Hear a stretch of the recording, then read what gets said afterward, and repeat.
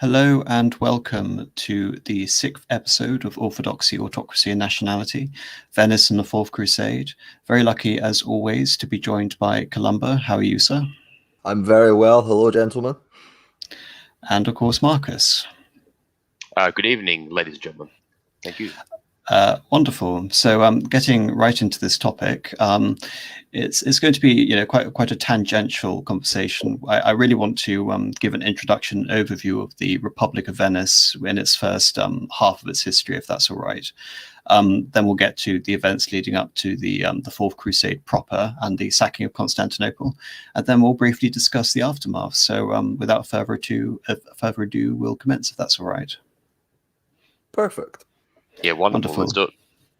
So, getting to the city of Venice itself, I mean, the etymology is supposedly from a Romano-Illyrian tribe known as the Veneti, but again, I'm not quite sure how that links in with this, because again, in terms of like history, it's quite obvious where the Venetians came from. I mean, traditionally, the city is founded in 421, even though in terms of trying to understand like what Venice is, that doesn't particularly help, because Venice from its early days, so we're talking just after the invasion by Alaric of Aquileia and the region north of Venice, and then of course the Hunnic invasions later on. We're talking about a group of refugees moving into this marshy lagoon area, which is nowadays the lagoon of Venice, and very much in the early days, these are just hamlets and hastily put up towns on these tiny little islets, of which there are more than 100 in this lagoon, and there is no overarching city structure there. I mean, in terms of like the first buildings constructed there during the reconquest of Italy by Narses and Belisarius under the aegis of Justinian, the denizens provide like safe harbor for the ships of Belisarius, aiding his siege of Ravenna in 539. And Narses in the 550s comes to the Rialtine Islands, which is the basis of modern day Venice, and constructs two churches there. But again, it's very much a primitive state of settlement at this point. One thing that I would say about the etymology, I can't comment exactly on Venice, but in terms of how we have sort of a cluster of different peoples and influences, and why they keep the name of the Veneti, this ancient tribe. This is something that you do see in a lot of locations, in especially northern Italy and France. I mean Paris is a very good example, right? I mean, the tribe of the Parisi, which were supposedly in the area at some point, long become unimportant, but the name remains. So I can understand it from that point of view. And with the Franks and with the Britons and with the Aeneid, there is also a Trojan origin story for the, yes, the rise of you have to have a event. good Trojan origin story. Otherwise, who are you? I mean, what's also interesting is when we talked about in the Gallic stream, we mentioned how there are 3 Galicias in Europe, in separate localities, and here we have the same thing with Venice. There's sort of the Veneti in the locality of modern day Venice, or what is the Italian province of Venezia. But then we also have the Veneti who exist in the southern part of the Brittany Peninsula. And I doubt they're related, but it's just one of those interesting sort of commonalities that crops up from time to time historically. Absolutely. Just to keep the historian's job nice and easy, as always. So yes, I mean, just for like a backstory, supposedly the Trojans set up a fortress on the island of Olivolo, which is one of the principal islands of Venice. But again, all of this is very much shrouded in myth, as a lot of the early history of Venice. I mean, even to this day, the Doge, the original founder of Venice, one Paolo Lucio Anafesto, didn't exist as far as most tenable historical records attest. A lot of the early history of Venice is quite legendary in that regard. I mean, what we do know for certain, like I said, is that Narses establishes churches on the Rialto Islets. And really, it's the Lombard invasion from 568 onwards, which results in yet another crescendo of all these refugees fleeing into the lagoon areas, one of the areas still under nominal Byzantine rule. And relatively speaking, it's a really recent development, the city. I mean, if you look at a lot of the other settlements, they have a long history going all the way back into the ancient world, whereas Venice, it only sort of starts to become prominent in this period. It only starts to develop in this period. So yes, very, precisely. very I mean, the traditional founding is, sorry, Marcus. Oh no, that's fine. Sorry, I apologize. One of the thing that's important, because she kind of just touched on it, is that a lot of the settlements in Italy, for example, have a specific date of foundation, particularly if they were founded by the Romans. Take as an example Frigele in modern day southern Lazio. It has a foundation date because it was a Roman colony. Or in the instance of some of the cities of Bagration, we know when Tarentum was founded. We know when Cumae or Neapolis was founded, roughly speaking, and the origin story with that. But because Venice is founded by these refugees who fled the destruction of Aquileia, because it's done so at this time of monumental disorder and of chaos, and really in the what you call the eventual destruction, in this sort of tumultuous time of that sort of the destruction of the Western Empire occurs in, it, of course, I suppose inevitably that Venice is going to be shrouded in this mystery, because sort of all of this cohesive civilizational organization that existed in Roman times and before does not exist at this point.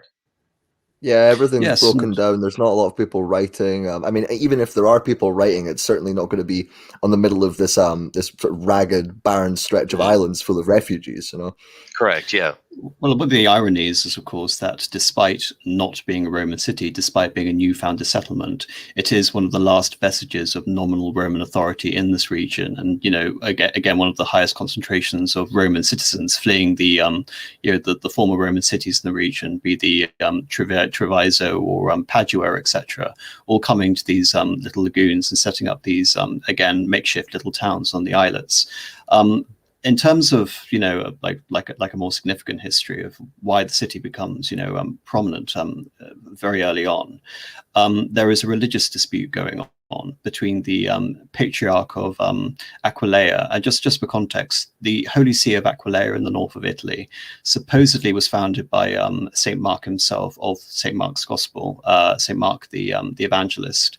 In terms of the pedigree of this holy bishopric, it's second only to the Pope within the Italian peninsula itself. And during this time, there is a schism with one anti-patriarch and one patriarch in what would later be known as the old Patriarchy of Aquileia.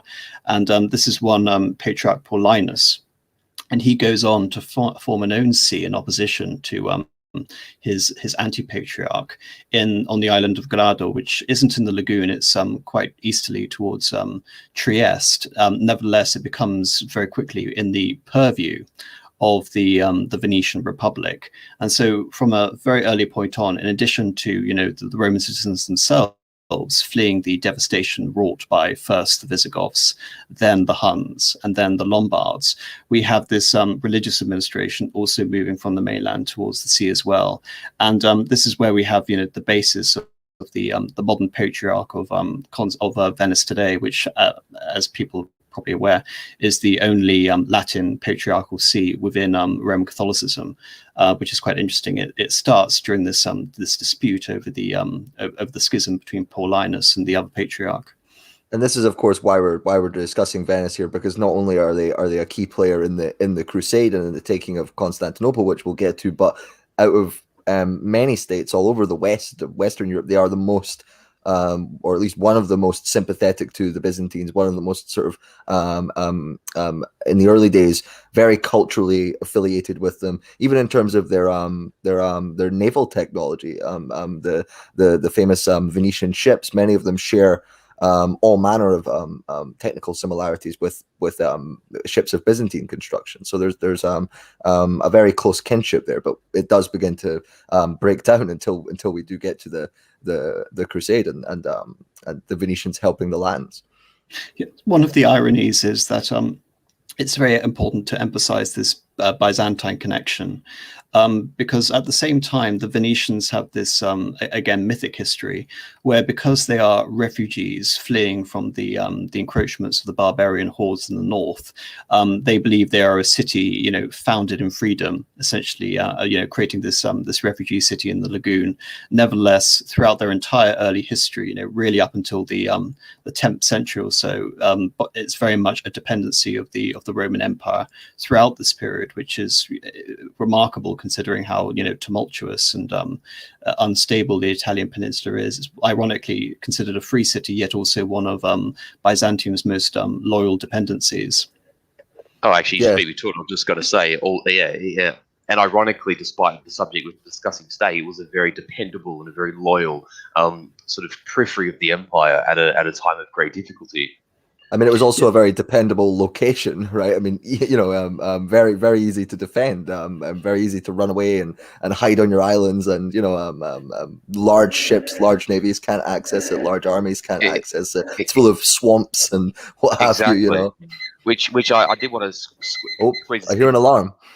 Oh, what I will say, actually, just because I am had to go mute, but one interesting thing to consider here is that Venice being founded upon these islands and within these lagoons in the very, very north of the Adriatic Sea, they take a cue actually from Ravenna. And I don't know if this is actually was by accident or by intention, but Ravenna, the reason why the Western emperors do move the center of imperial power from Rome to Ravenna is A, proximity to the frontier, it's rather closer, and B, unlike, say, Mediolanum, which is modern-day Milan, Ravenna itself, likewise, was surrounded by lagoons, was difficult to besiege, was surrounded by marshes, and had access to the Po estuary, the Po River, and had high walls. So it would seem logical that the Venetians would have known about this when they fled Aquileia, and so Venice was founded under quite similar, you might say, geographical circumstances that compared to Ravenna.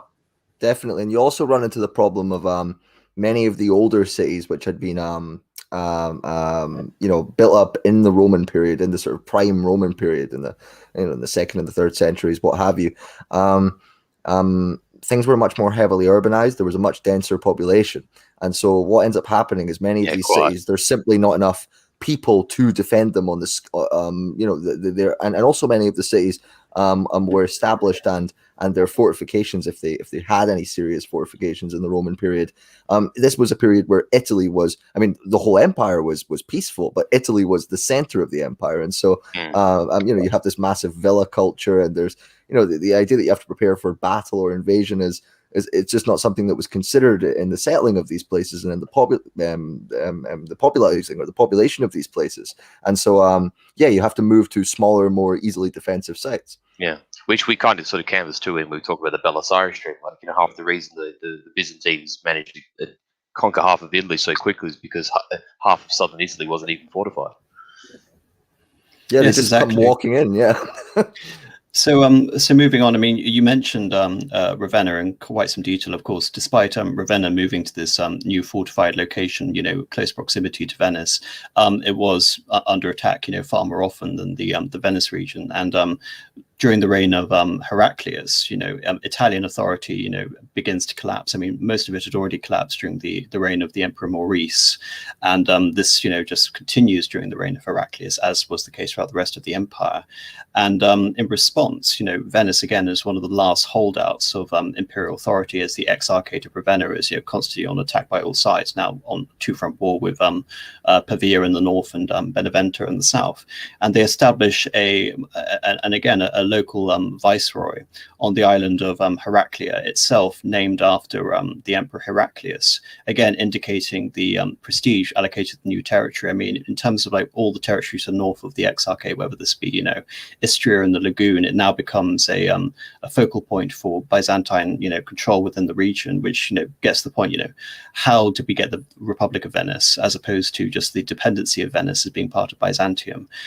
Within Venice's own mythology, the traditional founding of the city goes back to 697, and as I've already intimated, there's very little attestation to the legendary first Doge, Paolo Lucio Anafesto.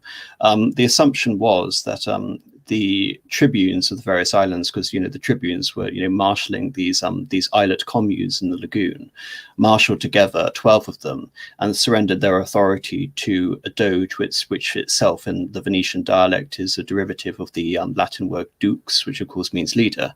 But again, there's very little attestation to this. And the second the second doge, if we look at the title again, is most likely to have been the then exarch of Ravenna at the same time. In terms of what we know, for sure, the real founding of the Republic happens under one Orso, who later becomes Orso Epato, which is a derivative from Hepatos, which is the title given to him by Leo III. And he's elected in a very specific set of circumstances, one being, of course, the iconoclastic controversy. As with everywhere in Italy, the Italians under the Pope had reacted angrily towards the banning of the veneration of icons throughout the empire, and this had been led by Gregory II. However, this brief elevation of a doge in Venice, also Epato, in terms of opposition to Byzantine rule, was very brief. Much of the pan-Italian revolt against Leo III calmed down after his death in 731, after the death of Gregory II in 731, and from that point on, also begins wedding his regime to that of Byzantine authority, as the name indicates, the name Hepato. He is granted the title of Hepatos by the emperor in turn for, again, forming this alliance. And again, this is also for political reasons as well. The Lombards are constantly attacking the city of Ravenna, and they're constantly, again, posing a threat to Venice. So if Venice were to unilaterally declare independence whilst Roman authority within the peninsula itself is crumbling, they would lose basically their greatest ally to back them up in the event of a Lombard invasion. So given the threat of the Lombards, very early on, the first doge of Venice submits his authority back to Byzantium. I think it's also important to note that there isn't even a recognizable city of Venice yet. They are known as the Venetiae, which is a plural, obviously, etymology. The fact that they are the Venetians, they are basically the lagoon dwellers, this tribe living along the lagoons. And you have all of these islands with their different political systems, with their different families and their different interests, often feuding over each other. It just so happens because the Byzantine authority was invested in Heraclea, that Heraclea becomes the first seat of the first doge, also Epato. And this explains the letter, because I've been reading Gibbon as a part of this, and Gibbon includes in his footnotes, I suppose, this letter that supposedly came from the Charlemagne's son Pepin asked for aid from the Venetians in some endeavor, and a letter was sent back refusing, and they declared in very strong terms that they were the letter declares that they're slaves, doloi of the Greek king, and we're loyal servants and what have you. But just before we came on air, you were saying that this letter must be understood. I think in you the and I context. were discussing a different letter, because there are several letters. I see. The one you're referring to, just to give you a bit of context, I mean, again, just in terms of like understanding the position of the Doge itself, I mean, the Doge isn't really unique in this time of Italy. I mean, a lot of local cities and militias elected their own leaders, with the corresponding collapse of Byzantine authority, as we've discussed in a previous stream. Nevertheless, the Doge is, because of this connection with Byzantium and because of the investment with the title of Hepatos, until the 11th century, they're always utilizing this series of Byzantine titles in order to justify and legitimize their position. So in addition to the title of Duce, the Venetian Doge would also take on the title of Platicus, Ploedros, and Spatarios, and model their dress on that of the Exarch of Ravenna, sometimes even the emperor himself. The ducal investment ceremony, very much like a coronation, was imitated of the imperial one. Even the Greek liturgy and the prayers, said in St. Mark's, were imitated by the Doges of Venice. So this constant association, this iconic association with the emperors in the East was always apparent. And this goes on to Theodato. There was a possibility at the beginning of the death of Orso, and leads to a quick interregnum, that it could have Venice could have descended into total anarchy. However, Orso's son Theodato takes over power after a 5-year interregnum, and establishes a new seat of power in Malamocco, which is, again, starts off this feud between the islands of Heraclea and Malamocco.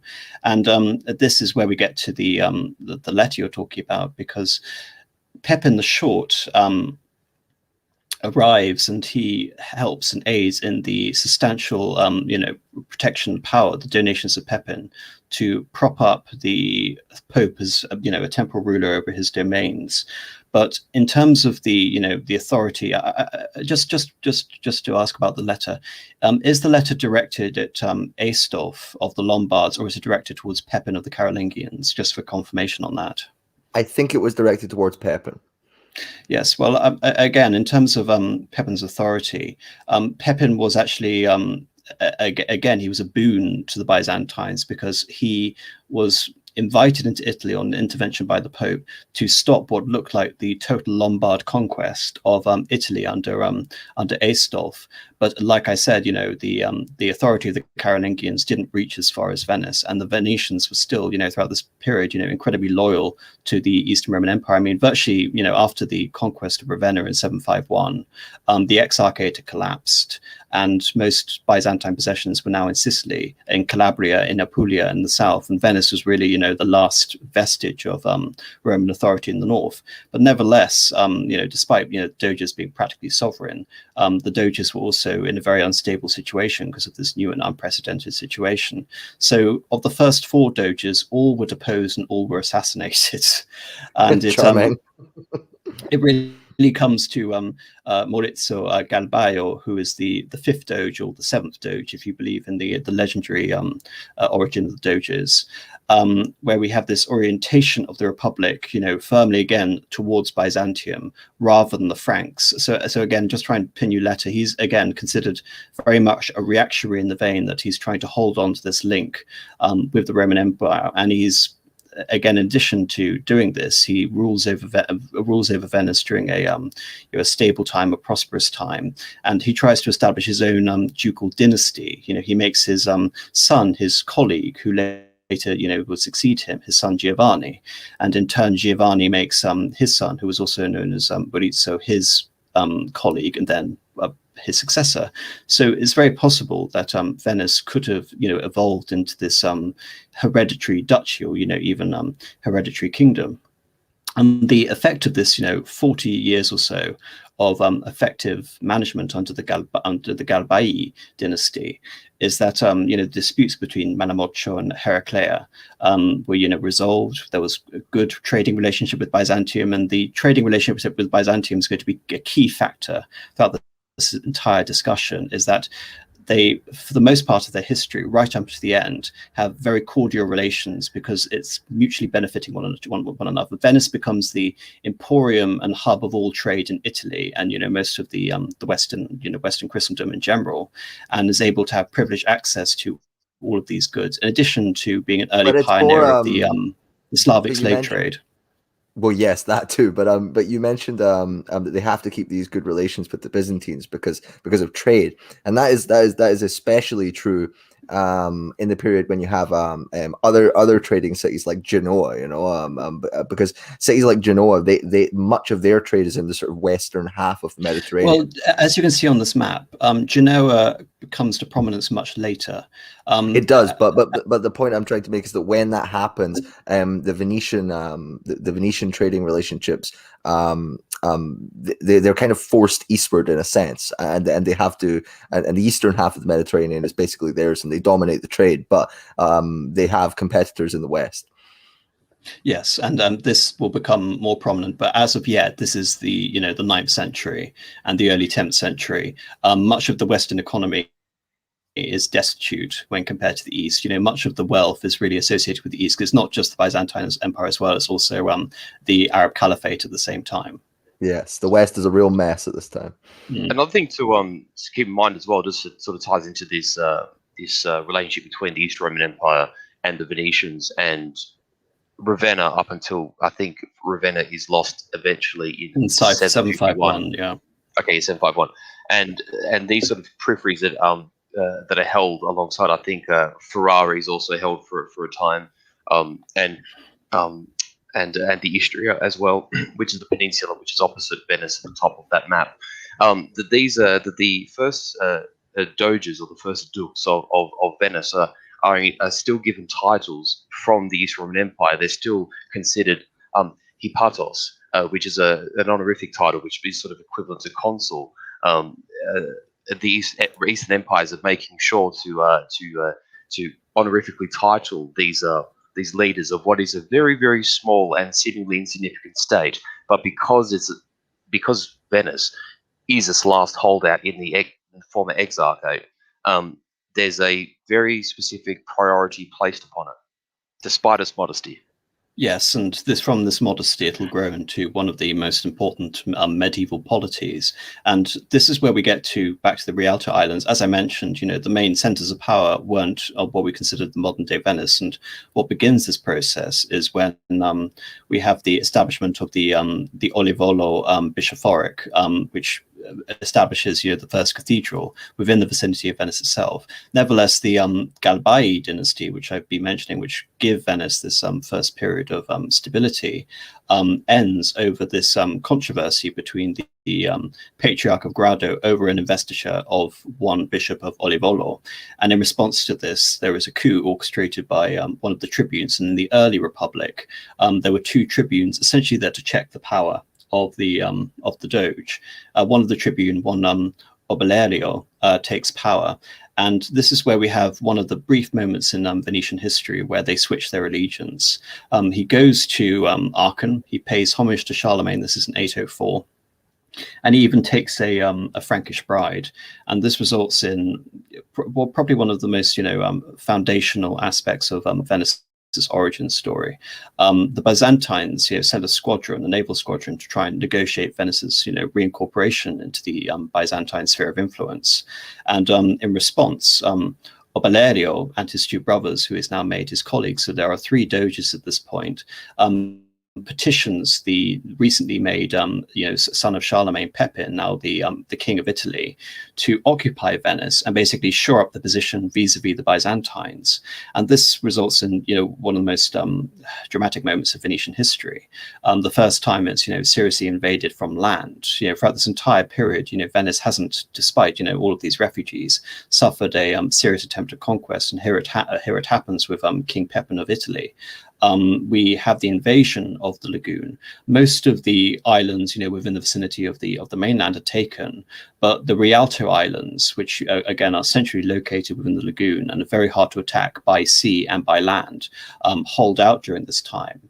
And so Pepin has to resolve to try and starve out the lagoon, but in turn, he again suffers from ill health and he's forced to retreat, and the Venetians ultimately having to pay him tribute. This is remembered in the Venetian Republic as this great military victory against the odds. Nevertheless, King Pepin was already dying, so it was that act of God in many senses that saved the early Venetian Republic. And this is where we have, really, you can say, the unification of the Venetian Republic into something which will become recognizable throughout the next 1,000 or so years, because in the aftermath of the invasion, the Republic is united in its self-defense, transcending these parochial islet communities of Chioggia, Jesolo, Palestrina, Malamoccio, and all of these, like Malamoccio, etc., ceased to be the capital.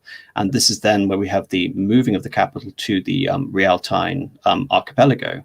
And the reason for this is that there had already been colonization taking place, the previous decades under the Galbai. It was a politically neutral location. It wasn't involved in all of these, inter-island and inter-family sort of factional disputes. And as I mentioned, it had been able to successfully hold out during the invasion, and it was centrally located. And this is where we have with Agnello Participazio, the creation of the modern city of Venice as we know it. He is elected the Doge with the disgrace of the three treacherous Doges, Obelerio and his three brothers, and he establishes his residence on the site of the modern Doge's palace. I see. That's really interesting. It reminds you of sort of the Greeks with the Persians. I think identities, especially in this sort of a free flowing situation like this, you need an event like this. You need something that will bring people together in extremity. Yes, and this is where Byzantium becomes. I mean, you already mentioned its strategic significance, Marcus, but really significant in terms of European power politics, because Venice becomes one of the key concessions of Charlemagne in return for Emperor Nicephorus recognizing the title of Charlemagne. Charlemagne, in return, recognizes Byzantine suzerainty over the city of Venice, and this is where we have the Pax Nicephori, where the city is basically fully autonomous, although it is still formally a de jure province of the empire, although it has its own elected doge. And the effect of the peace of Nicephorus is that Venice is insulated from all of the massive political upheavals on the mainland. So, as people are no doubt aware from our previous streams, after the death of Charlemagne, we have the tumultuous reign of Louis, and then basically the collapse of Carolingian authority throughout all of Italy, and Italy sort of re-entering the Dark Ages. After a very short amount of unity, Venice is insulated from this, and it's protected by the Byzantine Empire at the same time. And this is where we have really the foundations of the mythos of the city. Agnello is responsible for laying down the foundations of the modern city of Venice, establishing its canals, its layouts, which miraculously, stay virtually the same for the next 1,000 years, and even to this day. The layout of most of its buildings dates from this early period. The churches, are built of stone, but because of the limitations of architecture at this time, most of the because of the limitations of resources, most of the stone is taken from Istria, which is still a Roman province at this time. Most of the buildings are still built out of wood, but here you have the erection of these great palaces and churches, also built from Istrian stone. Have any of you ever been? Sorry, Marcus. Actually, no. Sorry, ask your question because I can answer both at the same time. Go ahead. And here we have again the arrival of Saint Mark into all of this. In sort of Venetian mythology, there is a saying, "Mark the evangelist, on the spot your body shall rest." And supposedly, when Mark was had set up the Holy See of Aquileia, he had briefly stopped over in the Rialtian Islands and been visited by an angel who had said that on this spot your body shall rest. And then, of course, he moves to Alexandria. He becomes the Patriarch of Alexandria, the first, and he is interned there. So it seems very improbable that this may have happened, supposedly. Nevertheless, it forms quite a large part of this time of the Venetian psyche. And after the death of Agnello, his son Giustiniano, in all probability, organizes one of the most famous body snatchings in all of history.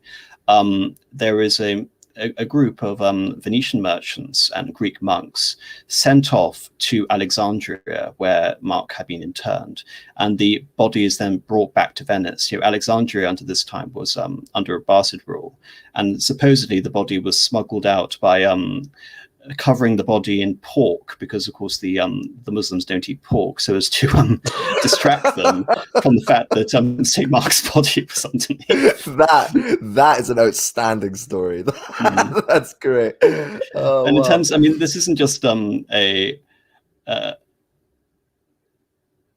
funny story in the sense that it's just getting the body over, but the significance of this is that again, the symbolic significance of Mark's body being invested in Venice. There had been a patriarchal dispute, as I mentioned. The origin of the patriarch See of Grado had been born in schism with the old patriarch of Aquileia, and there was this assumption that the Pope may have even tried to put the patriarchal, see under the authority of this older patriarchal see.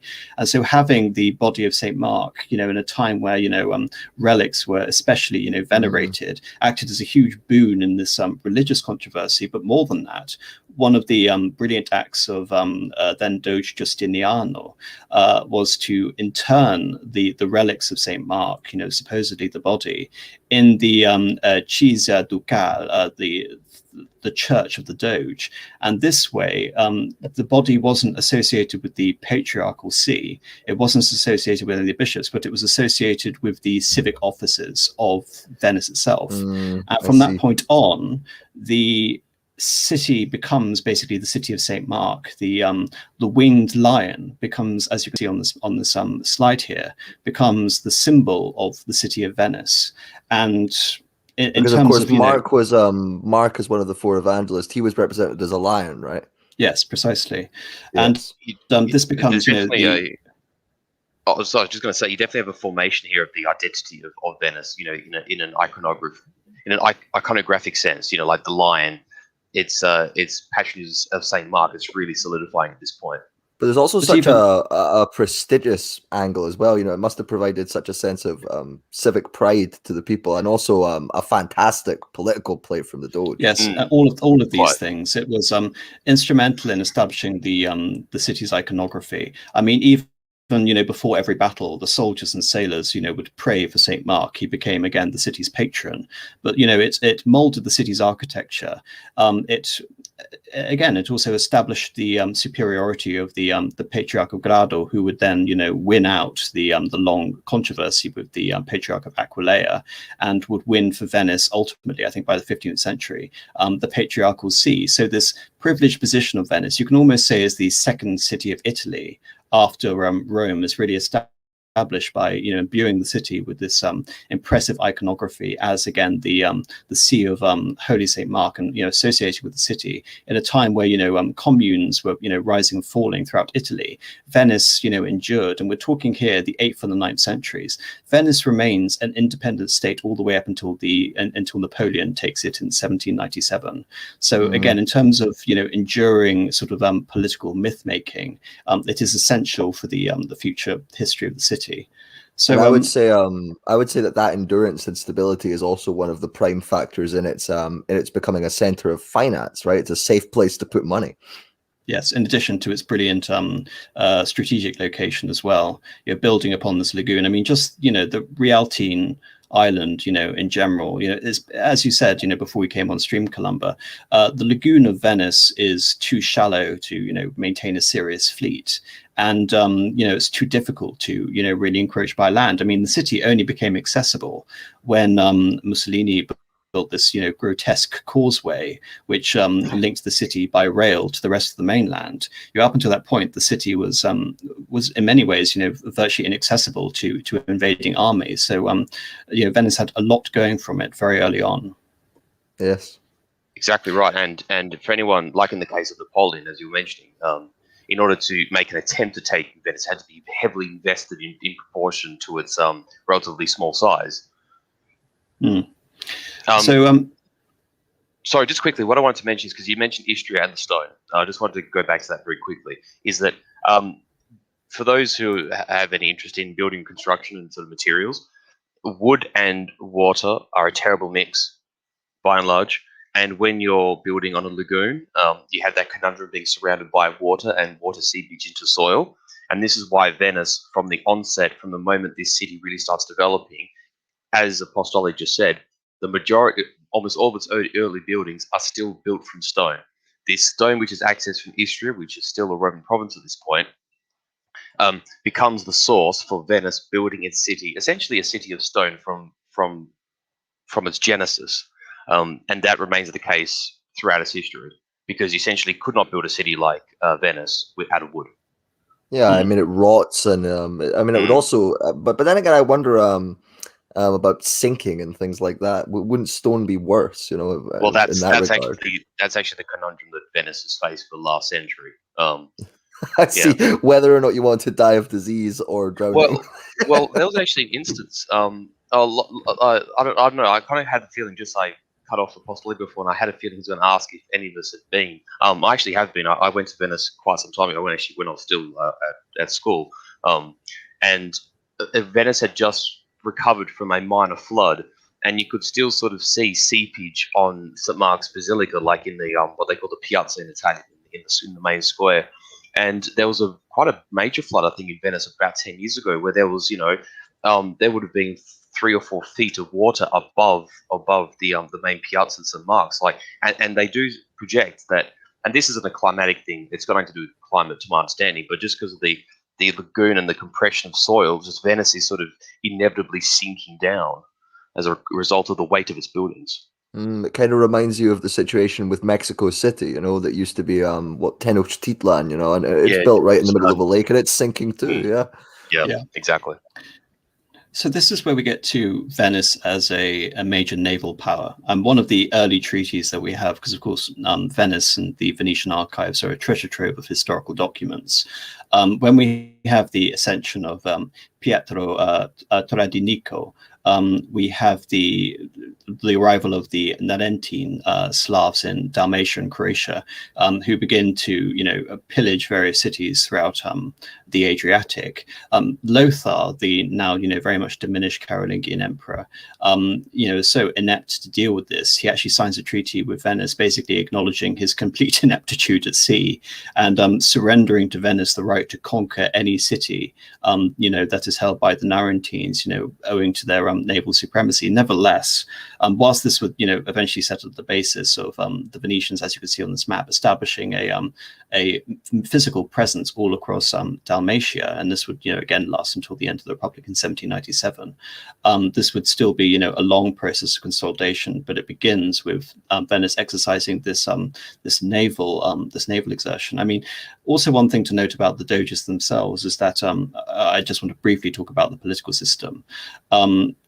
Pietro is assassinated, and we have the return of the Participatio dynasty. And this idea of the dynastic principle, coming back, these doges wanting to establish themselves as independent dukes or kings, never really goes away until the 12th century. Nevertheless, when also becomes the doge after Pietro's assassination, we really have a major series of constitutional reforms. I mean, in theory, Venice was founded as a democracy, and power was wielded kind of in the same way that Athens was by the Arenjo, which were basically the citizens, where power, nominally all sort of derived from the Arenjo. Almost like an aristocratic assembly kind of thing. Well, this is more than just that's the signoria. Yes, the ducal curia, but this isn't just the aristocracy. This pertains to all the citizens nominally wield this power. But of course, it was never effective. I mean, the only real effective break on power were the two tribunes, and this failed as well. So by the time of Participatio, we basically have no fundamental check. And what he does is he establishes the first sort of official magistrates, the giudici, who become the nucleus of the ducal curia, or the magio consiglio. Again, my Italian pronunciation is awful, so Marcus, if you interrupt and help me along with this, so is that by all means, I'm right here if you need me, mate. But magio consiglio, is that would mean like great council? Yes, so this is sort of council to the doge. Yes, this is the Great Council, which nominally had about a couple of thousand officials who nominally assisted the Doge, and which was basically the central legal authority, kind of like the legislature of Venice. But and it's all interesting. of these, a lot of these things have very Roman flavors to them. I mean, it reminds you of. I'm pretty sure there was a council of the emperor, the Concilium Principi or something, in the imperial period. So yeah, you can see that they're harking back to these old forms of statecraft. And you'll see that these terms are directly derivative as well, either of imperial titles themselves, or Latin words merely sort of translated. They've been sort of palatized into Latin, but that's just Italian, isn't it? Basically, well, exactly, yeah. Yes, exactly. I mean, most of the members of the Great Council were composed of the various aristocratic families of the various islands within the lagoon. But in terms of like seeing a modern Republic of Venice, seeing the institutions evolve, by the 12th century, there is a requirement to swear the Promizione Ducale, which is essentially a republican coronation oath, stipulating the obligations of a doge and the limitations of the office. This is augmented in 1175 with the creation of the Small Council, which again, in theory, could veto the Doge on any of the measures he would take, whether legal measures or measures in war and foreign policy. And we also have the institution of, the Council of the 40, etc., who was nominally given like tribunal powers as the supreme legal authority. And all of these bodies would be consolidated by the early 13th century into the Signoria, which becomes the central body of everyday government. Although, again, as we're going to see, the dynastic aspiration of the Doges continues throughout this entire period, albeit because the Republican structure of Venice was able to continue, throughout this 1,000 years of history, it must be noted. All of these attempts to reform Venice into a kingdom or a independent duchy, all of them ultimately failed. Yeah. One other point I would make, by the way, is we talked about Venice at this point stretching out and taking land in Dalmatia and on the coast, and of course later on this area becomes modern day Croatia. And even today, if you go to Croatia, I mean there's a strong sort of Italian current in the society, and not only that, I mean half of the people that you speak to will speak Italian, but not only do they speak Italian, many of them, especially the older ones, speak Italian with a Venetian dialect, which gives you an idea of just how strong the influence is there even to this day. Yes, and it also exists too. Oh, sorry, Apostolic. I will say too, just to tangent the point, that a lot of instances where there's been immigration to the New World, I mean, I say that as one such person, as a descendant of, is that where Croatians and Italians will congregate in sort of migrant communities, whether it's in New York, or whether it's in Melbourne, it doesn't matter where. Often there is this kind of kinship, despite sort of you have Italian and Slav, Croatians and Italians, ironically, as a result of what you're mentioning here, do have a really particular kind of kinship that is unusual, and people who don't understand history usually don't get it. But it's exactly, it's really interesting. It actually exists because of this. And I mean, like you say, if you have, I actually haven't been to Croatia myself, but you go to places like Split, like Zadar, like Dubrovnik, which on the map here is Ragusa. It's the same place. The architectural cues and the design of the streets and of the buildings are very, very Italianesque. Yes, well, and we need Venetian secession from Italy, guys. That's what we need. Unashamedly, yes, we do need that. But yeah, I mean, you're just talking about, I mean, the fortresses dating from this, a bit later on, the 15th century, etc., are still there. The iconography, the winged lion of St. Mark, this iconography of Venice, which is so instrumental to establishing its identity. If you go to these various, settlements, whether they be, Tregear, etc., in addition to, as you mentioned, Split and Zara, this Dalmatian Italian influence continued. I mean, just in terms of like the physical presence of Italians, there were Italians, of course, all across the eastern coast, especially in Zara. These parts, of course, were part of the Ilidenta movement in the 19th century as part of a belated aspect of the Risorgimento. But again, that this failed after the failure of Italy in the war, and during Yugoslavia, again, this whole sort of Italian thing was attempted to be quashed, and as a result, we have these architectural monstrosities strewn throughout Croatia dating from this period. Nevertheless, the legacy is still there. This continuity and affinity with the city of Venice, as you've been mentioning. But moving on, as you can see on this image, I have a lithograph of St. Mark's Basilica. I was thinking of having a picture, but frankly, for some reason, all the pictures I could find online were terrible for some reason. It's a beautiful church. Sometimes art seems to do justice to a good building better than a photograph. It's very strange. Yes. So after we have the dissolution of another failed attempt at creating a dynasty, the Candiano dynasty, we have one Pietro Orseoliolo, who becomes a saint later on. He comes in after this revolution, this violent revolution, which deposes the Candiano dynasty. He lays the foundations for St. Mark's Cathedral, which would take roughly around more so than 100 years to complete, in addition to creating many of the hospitals in Venice and shoring up much of the city's architecture, before we have, again, an interesting moment of Venetian history where he voluntarily abdicates, becomes a monk, and then leaves his monastery to become a hermit after shoring up and stabilizing Venice after a very short amount of time. Basically, you consider the aesthetic sort of monastic version of some sort of Venetian Cincinnatus in St. Pietro. And Well, it he's certainly deserves your respect, whatever you think of it. You know, I mean, you don't. Most people wouldn't do something like that.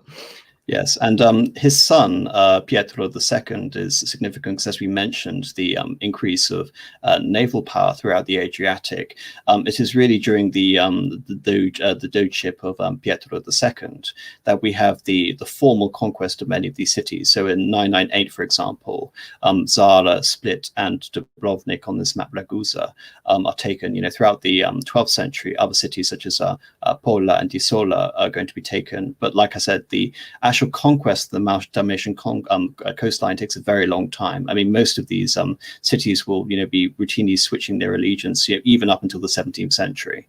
But by the end of the Republic, we do have a definitive Venetian presence all across the Dalmatian coastline that begins during the 10th century. And sorry, Marcus. Oh no, just going to say this. What you're saying about these coastal cities as well. An important thing to mention is briefly, just sort of in this period from 720 to you could probably argue that just prior to the siege that we're going to talk about, is that you have the migration of the South Slavs into the former sort of Roman provinces of Illyricum and Dalmatia, and often when Venice, as you mentioned, sort of very slowly, incrementally is either taking these cities or retaking them, because there's quite a lot of the shuffling of these cities from direct East Roman authority to Venetian authority, and then because you have the culmination of an embryonic Croatian kingdom, you have the kingdom of Raska, which is sort of the foundation of a Serb state, and these cities are at times taken by these early Slavic kingdoms, and then Venice retakes them sort of in the name of the East Roman Empire, quite strangely, and then eventually in their own right. Could I ask you a question, Marcus? Because I mean, Venice has this. I'm by a long way not an expert on Venice, but they do have this reputation for dealing with things with a particular sort of tact, diplomatically resolving situations and what have you. So when they're sort of expanding and cementing their authority along Dalmatia, along this coast here, how much of it is just brute conflict and conquest, and how much of it can you think of any examples of this that justifies this reputation that the Venetians have? I have a suspicion, because I have to say I'm certainly no expert of Venice from the 7th to the 12th century. I wouldn't dare make such a bold claim, but I'm of the understanding that Venice does develop this propensity for diplomatic tact sort of later on in history. It's definitely a post Fourth Crusade. Once they have something to lose. I mean, just in terms of answering that question, a huge part of the end of this discussion will be going over just that question. And in terms of, setting up a diplomatic corps, as I mentioned, the Venetian archives are a treasure trove of historical documents. Yes, probably more so than any other state in Europe, especially in the West of Europe at this point. Venice, as we were mentioning in our last stream, Byzantium is this master of soft diplomacy. Yes, the Venetians were very much utilizing diplomacy in order to, again, establish trade treaties. And we're getting to it here, which is one of the principal ones, which will set us up with the rest of the conversation. In addition to the naval expansion, the military conquest of Dalmatia, we have the 11th, 12th centuries resulting in Venice emerging as a maritime power, a great maritime power, probably one of the most powerful in the Mediterranean, and becoming the Venice city itself becoming a major emporium for trade. And here we have banking also, right? Yes, well, early banking. I mean, really, the history of banking stream, I kind of want to leave to the Renaissance stream, but certainly trade, especially, and later definitely banking. We get to the one of the greatest Venetian doges, Domenico Salvo. He's responsible for basically overseeing the final phase of the construction of St. Mark's Basilica.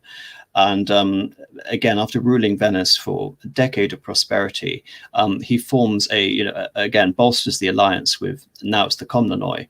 And as Marcus and I have been discussing on a multitude of streams, I think Columba briefly last time with you on our stream regarding the Normans, Robert Guiscard.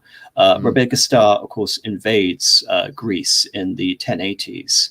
and Salvo allies with Alexios Komnenos against Robert Guiscard, because as you can see on this map, the Straits of Otranto basically cut off access with the Adriatic to the rest of the Mediterranean. So one power holding that link is essentially, and which is also potentially hostile, because Robert Guiscard is basically at war with everyone at this point. He's at war with the Saracens, he's at war with the Pope, he's at war with Byzantium. And so he could just totally destroy Venetian trade by cutting potentially off, destroy Venetian trade. So this begins the war between the Venetians and the Normans. And after a string of victories where the Venetians really demonstrate, especially at the First Battle of Dyrrhachium, where they really demonstrate their the naval supremacy, there is a horrific surprise attack by Robert Guiscard at Corfu after the Venetians have been expanding south, reclaiming these territories nominally for the Byzantine Empire.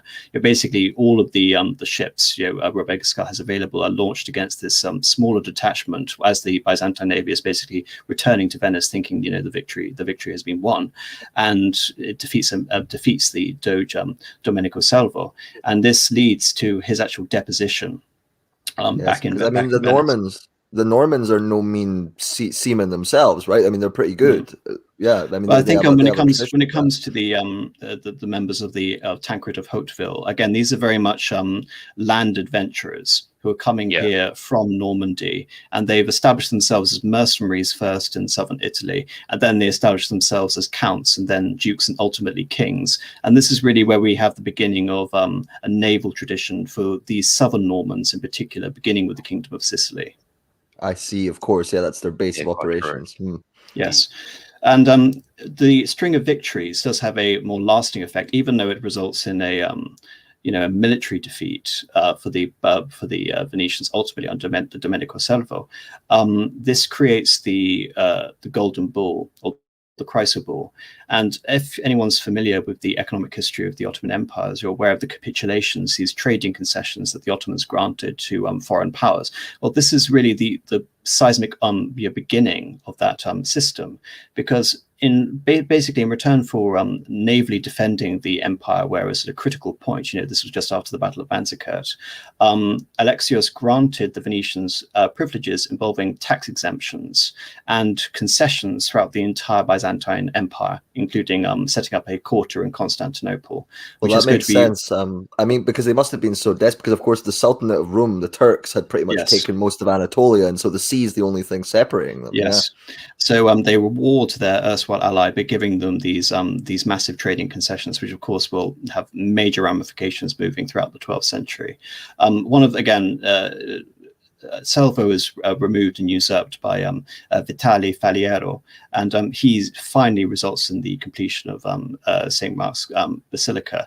I think it's important to note that if anyone's ever been to Venice and seen the interior of the Basilica, I mean, it really does feel like a Byzantine church, really sort of one of the greatest examples of Byzantine church. The beautiful, gold ceilings, these lovely, as you can see by the image, these beautiful domes, and there's some wonderful sort of mosaic-esque art and all of these beautiful icons. Again, you can see this is part of the Byzantine cultural imperialism, which has been, in ascendance since the 9th century, really taking off in Venice. And again, this makes Venice, you can say, independent from the rest of Italy in the sense it has again got such a connection with the East, which is carried out through this link with Byzantium. And of course, it's not just economic, but it's also cultural.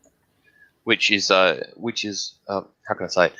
You see it across the peninsula, essentially its entire length, and for different reasons. It manifests in different ways. But in our last stream, I sort of mentioned the construction of the church at Monreale on the outskirts of Palermo. You have that Byzantine style. There's a church in Messina that has a Byzantine sort of style dome with that iconography, and San Vitale in Ravenna is the same. And again, you mentioned here with St. Mark's Basilica, you have those cues which also exist here, and that is the entire length of Italy essentially. And yet these examples are dotted all through the peninsula of these sort of residual Byzantine architectural and design cues and iconographic cues that exist in its religious and even its secular buildings in some instances. I wonder to what extent Greek was spoken. I mean, I assume amongst the people, not really, but amongst the aristocracy at this time, I imagine you would have had some Greek. I have to admit, I actually don't know that answer regarding Venice. I don't know, but it's an interesting question. Sure. Yes, I mean they don't have Greek names. regarding Venice, Venice becomes part of the Latin Rite. Interestingly enough, under the Patriarch of Grado, they side. This is just after the Great Schism of 1054. They side with the Pope against the Byzantine Empire and the Great Schism, and from that point on, as I mentioned, the Patriarchal See of Venice is the only patriarchal see within the Roman Catholic Church. In that sense, it's unique in the sense, again, it defects from the Byzantine Church, from the Byzantine Church theologically, but economically and politically, it's still very much attached to this. I think this, again, very much goes back to early developments, such as the Photian Schism, where we're already seeing a detachment of the Italian churches. I mean, in terms of the actual physical presence of the Greek speaking churches with the Greek Byzantine Rite, most of these are in southern Italy, and they are eliminated by the Norman conquests in the 11th century. So in terms of actual Greek speaking intelligentsia and populations, especially in Sicily, this continues throughout the especially in southern Italy, throughout the reign of the kings of Sicily. And if you look at images of whether it be Roger II or the doges at this time, again, the symbolism and the art is very much in the vein of a Eastern Roman emperor. I mean, I will say, as a sort of, I mean, not a counterpoint, but just to note, as a sort of moderating point, the art of pretty much all of Italy at this time, anyone today would look at it and say it's Byzantine or it's Orthodox. You know, that was painting at the time. So I would throw that in. It's only really once you get to you know, Giotto and Cimabue that things begin to change, and that's centuries later. But yes, I mean, that's just the art style. Oh, sorry. What I'm talking to in particular, yes, you're fundamentally right in Columba, and the contention obviously we made last stream is that the origins of the Italian Renaissance in painting and naturalism began in the Constantinople in the 9th century.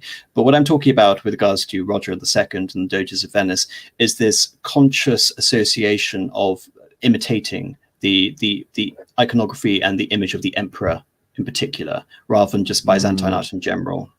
I mean, that you do notice that. I mean, with even things like the particular dress of the Venetian aristocrats and the Doge, you know, yeah, it's all very strongly influenced by the Byzantine sort of imperial tradition.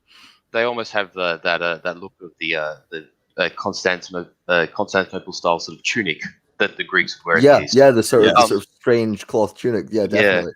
I apologize for interrupting you before, Apostolic. Just answer what you were saying, Columba, about that sort of that Italian style that sort of is created out of that the Greco-Roman sort of cues that you're talking about.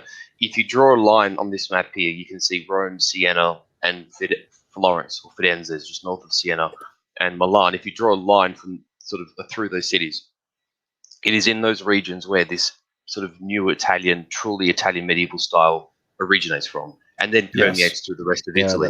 It's certainly in Sicily, certainly in Colombia, certainly in Calabria and Apulia, and in Venice and much of the East Coast. This Byzantine, sort of Greco-Byzantine style, this East Roman style, is still very prominent up until probably the date of the schism.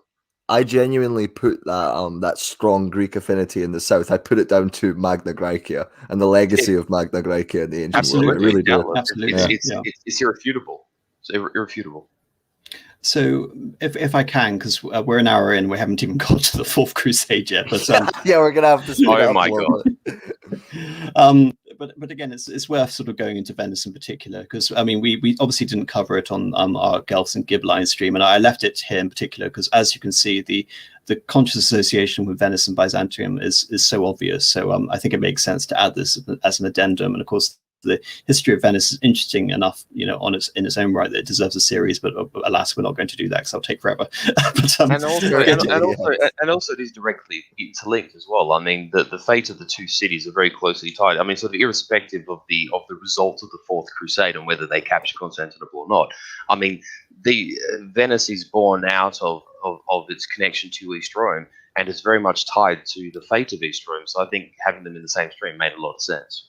Yes. Yeah. So we have the Chrysobull, we have the Golden Bull. Already before the First Crusade, we have these preferential trading relationships. Now, this is augmented by the Crusades. Obviously, the First Crusade is called by Urban II in 1096, and it reaches the Holy Land and conquers Jerusalem at 799.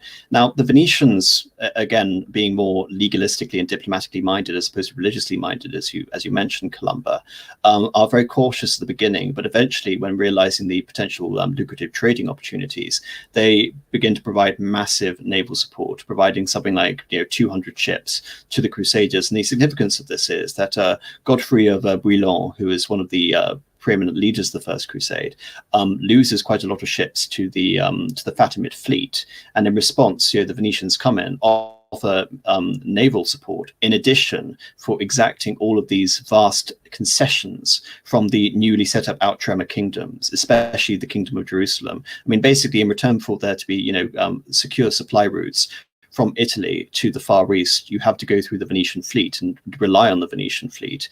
And from these treaties, the most famous treaty be the Pactum Warmondi between Venice and the Kingdom of Jerusalem. We have not only the concessions of tax exemption for Venetian traders, a la the Golden Bull with Byzantium, but we also have the creation of Venetian quarters in basically every Outremer city which has been conquered, especially the traditional cities of Tyre, Sidon, and Accra, etc. And we see many of these treaties in early Venetian history of the affirmation of these trading rights and these trading deals as a result of the Venetians definitely using their naval supremacy as a bargaining chip.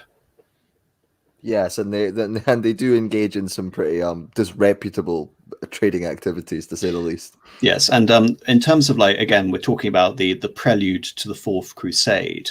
In 118, obviously, your favorite emperor and your favorite human being, Marcus, John II, Komnenos the Good, the Beautiful, thank you, becomes emperor.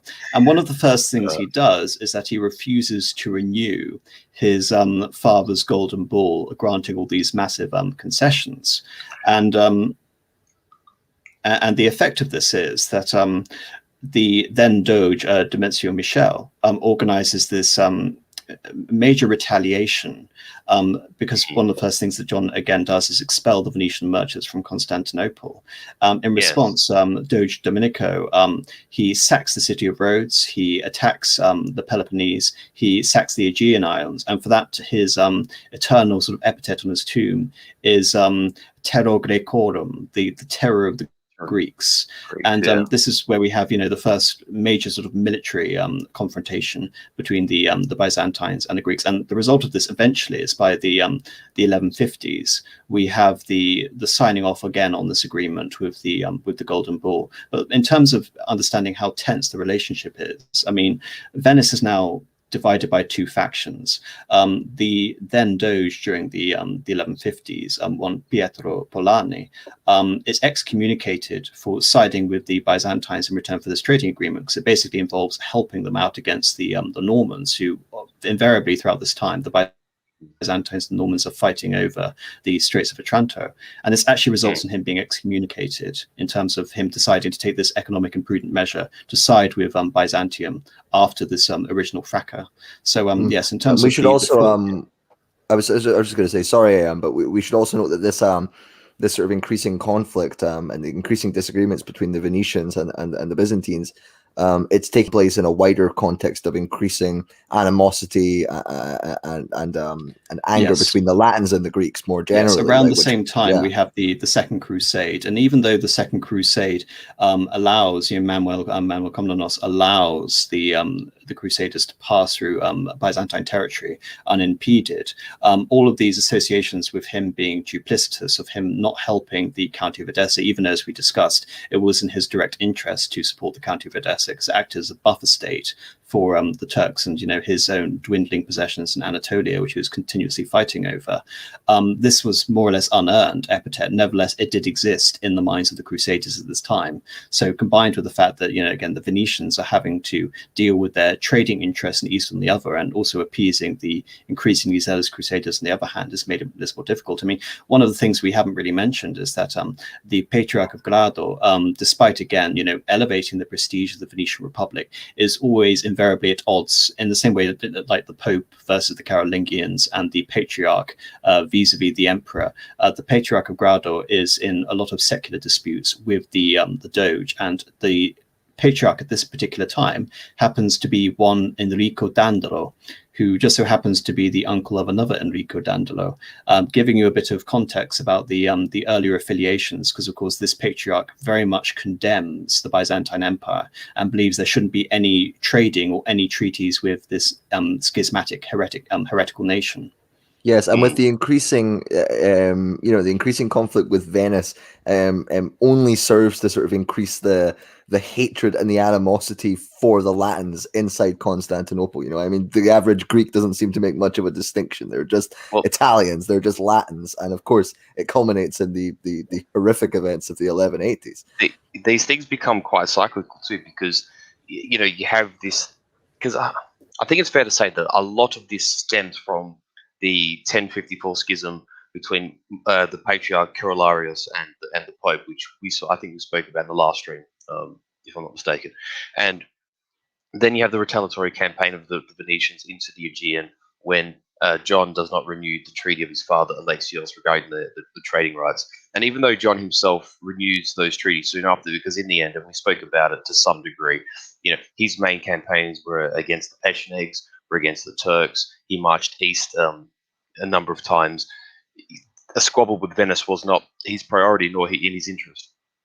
What's really strange about his son, Manuel, is he's always portrayed by Greek sources as being pro-Western. I mean, let's not forget, his mother was a Hungarian, because John's wife was a Hungarian princess. And if I'm not mistaken, he married a Latin. I believe his Maria wife of was Antioch, yeah. Yeah. So, and there are a number of accounts where he jousts with Western nobles and hosts dinners which are more in the sort of Latin Western sort of medieval context, and like an Eastern Greek banquet. He really adopts these almost as of a reversal of these post-dominant instances in older Rome, where they sort of adopt Eastern potentates. Manuel almost does the reverse, where he adopts a more Western frame. He sort of almost adopts an appearance more of a Western Latin king than an Eastern emperor. He doesn't abandon his Greekness nor his orthodoxy, but he does adopt these more Western cues. But if my memory serves, this animosity still brews between them. Like not even Manuel himself can breach. Yes, well, and this Marcus, is where we get to the limitations. Manuel of this. dies, right? Manuel dies, and his wife. Well, even before Maria he dies, regency. There's a major breach. This is the Venetian-Byzantine War of 1171, which is during the reign of Manuel Komnenos. There is an attack on the Genoese quarter in Constantinople, and as a result, Manuel blames the Venetians, basically believing that obviously the Genoese and the Venetians, the Genoese have also grown alongside the Venetians in terms of aiding this transport with the Crusades and expanding into their trade markets. Obviously, the Venetians are trying to push the Genoese out, and this is where we get to the brief Byzantine-Venetian War, where Manuel calls for the arrests of all Venetian citizens and the seizure of their property. And in response, the then Doge Vitale organizes an armada, which, again, another act of God, is struck by plague, resulting in the decimation of this armada. And Vitale himself is not only deposed, but he's surrendered to a mob and he's stabbed by members of the mob. And again, brutal campaign, which, as I mentioned, a lot of the constitutional reforms happen at the end of the 12th century. A lot of soul searching sort of comes out of here, and we have a lot of reforms to the nature of Venetian government as a result of Vitale's use, again, deposition and murder on the streets. And also, in terms of things going poorly for Venice. As I mentioned, we have the possessions in Dalmatia. The Hungarians are expanding their physical, again, land presence at the expense of the Venetians. I mean, they've already taken Split and Tregear earlier in the century. In 1183, the city of Zara, which is going to play a pivotal role in the events of the Fourth Crusade, rebels against the Venetians and switches sides in 1186, basically submitting themselves to the Kingdom of Hungary. So all of this, basically sets the scene from the Venetian angle for the effects of the 12th Crusade. Now, there's a quote you want to give about Dandolo, Marcus, but just before we get back to Dandolo, I really do want to talk about this now from the Byzantine side, because of course we ended at 1176. And I want to discuss, what really happens from here on out. Obviously, we have the death of Manuel Komnenos.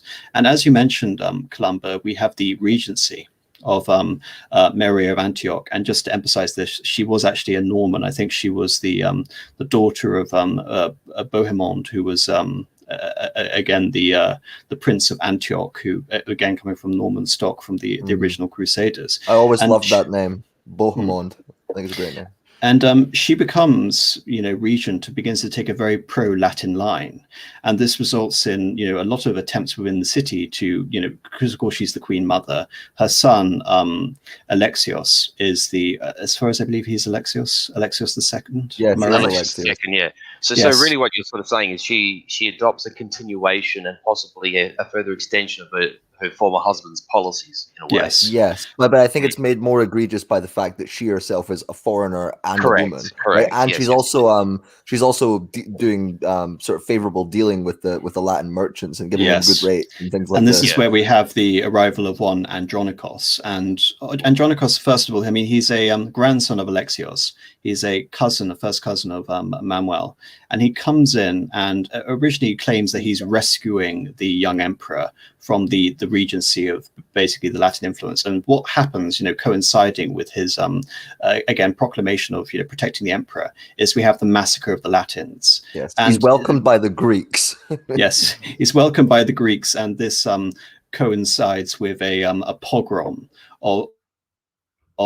of the Latins, which results in some, I think, 60,000 of them being killed, exiled, and sold as slaves to the Turks. Yes, the entire quarter is pretty much wiped out. It's and one of the most horrific acts of political genocide in the medieval era.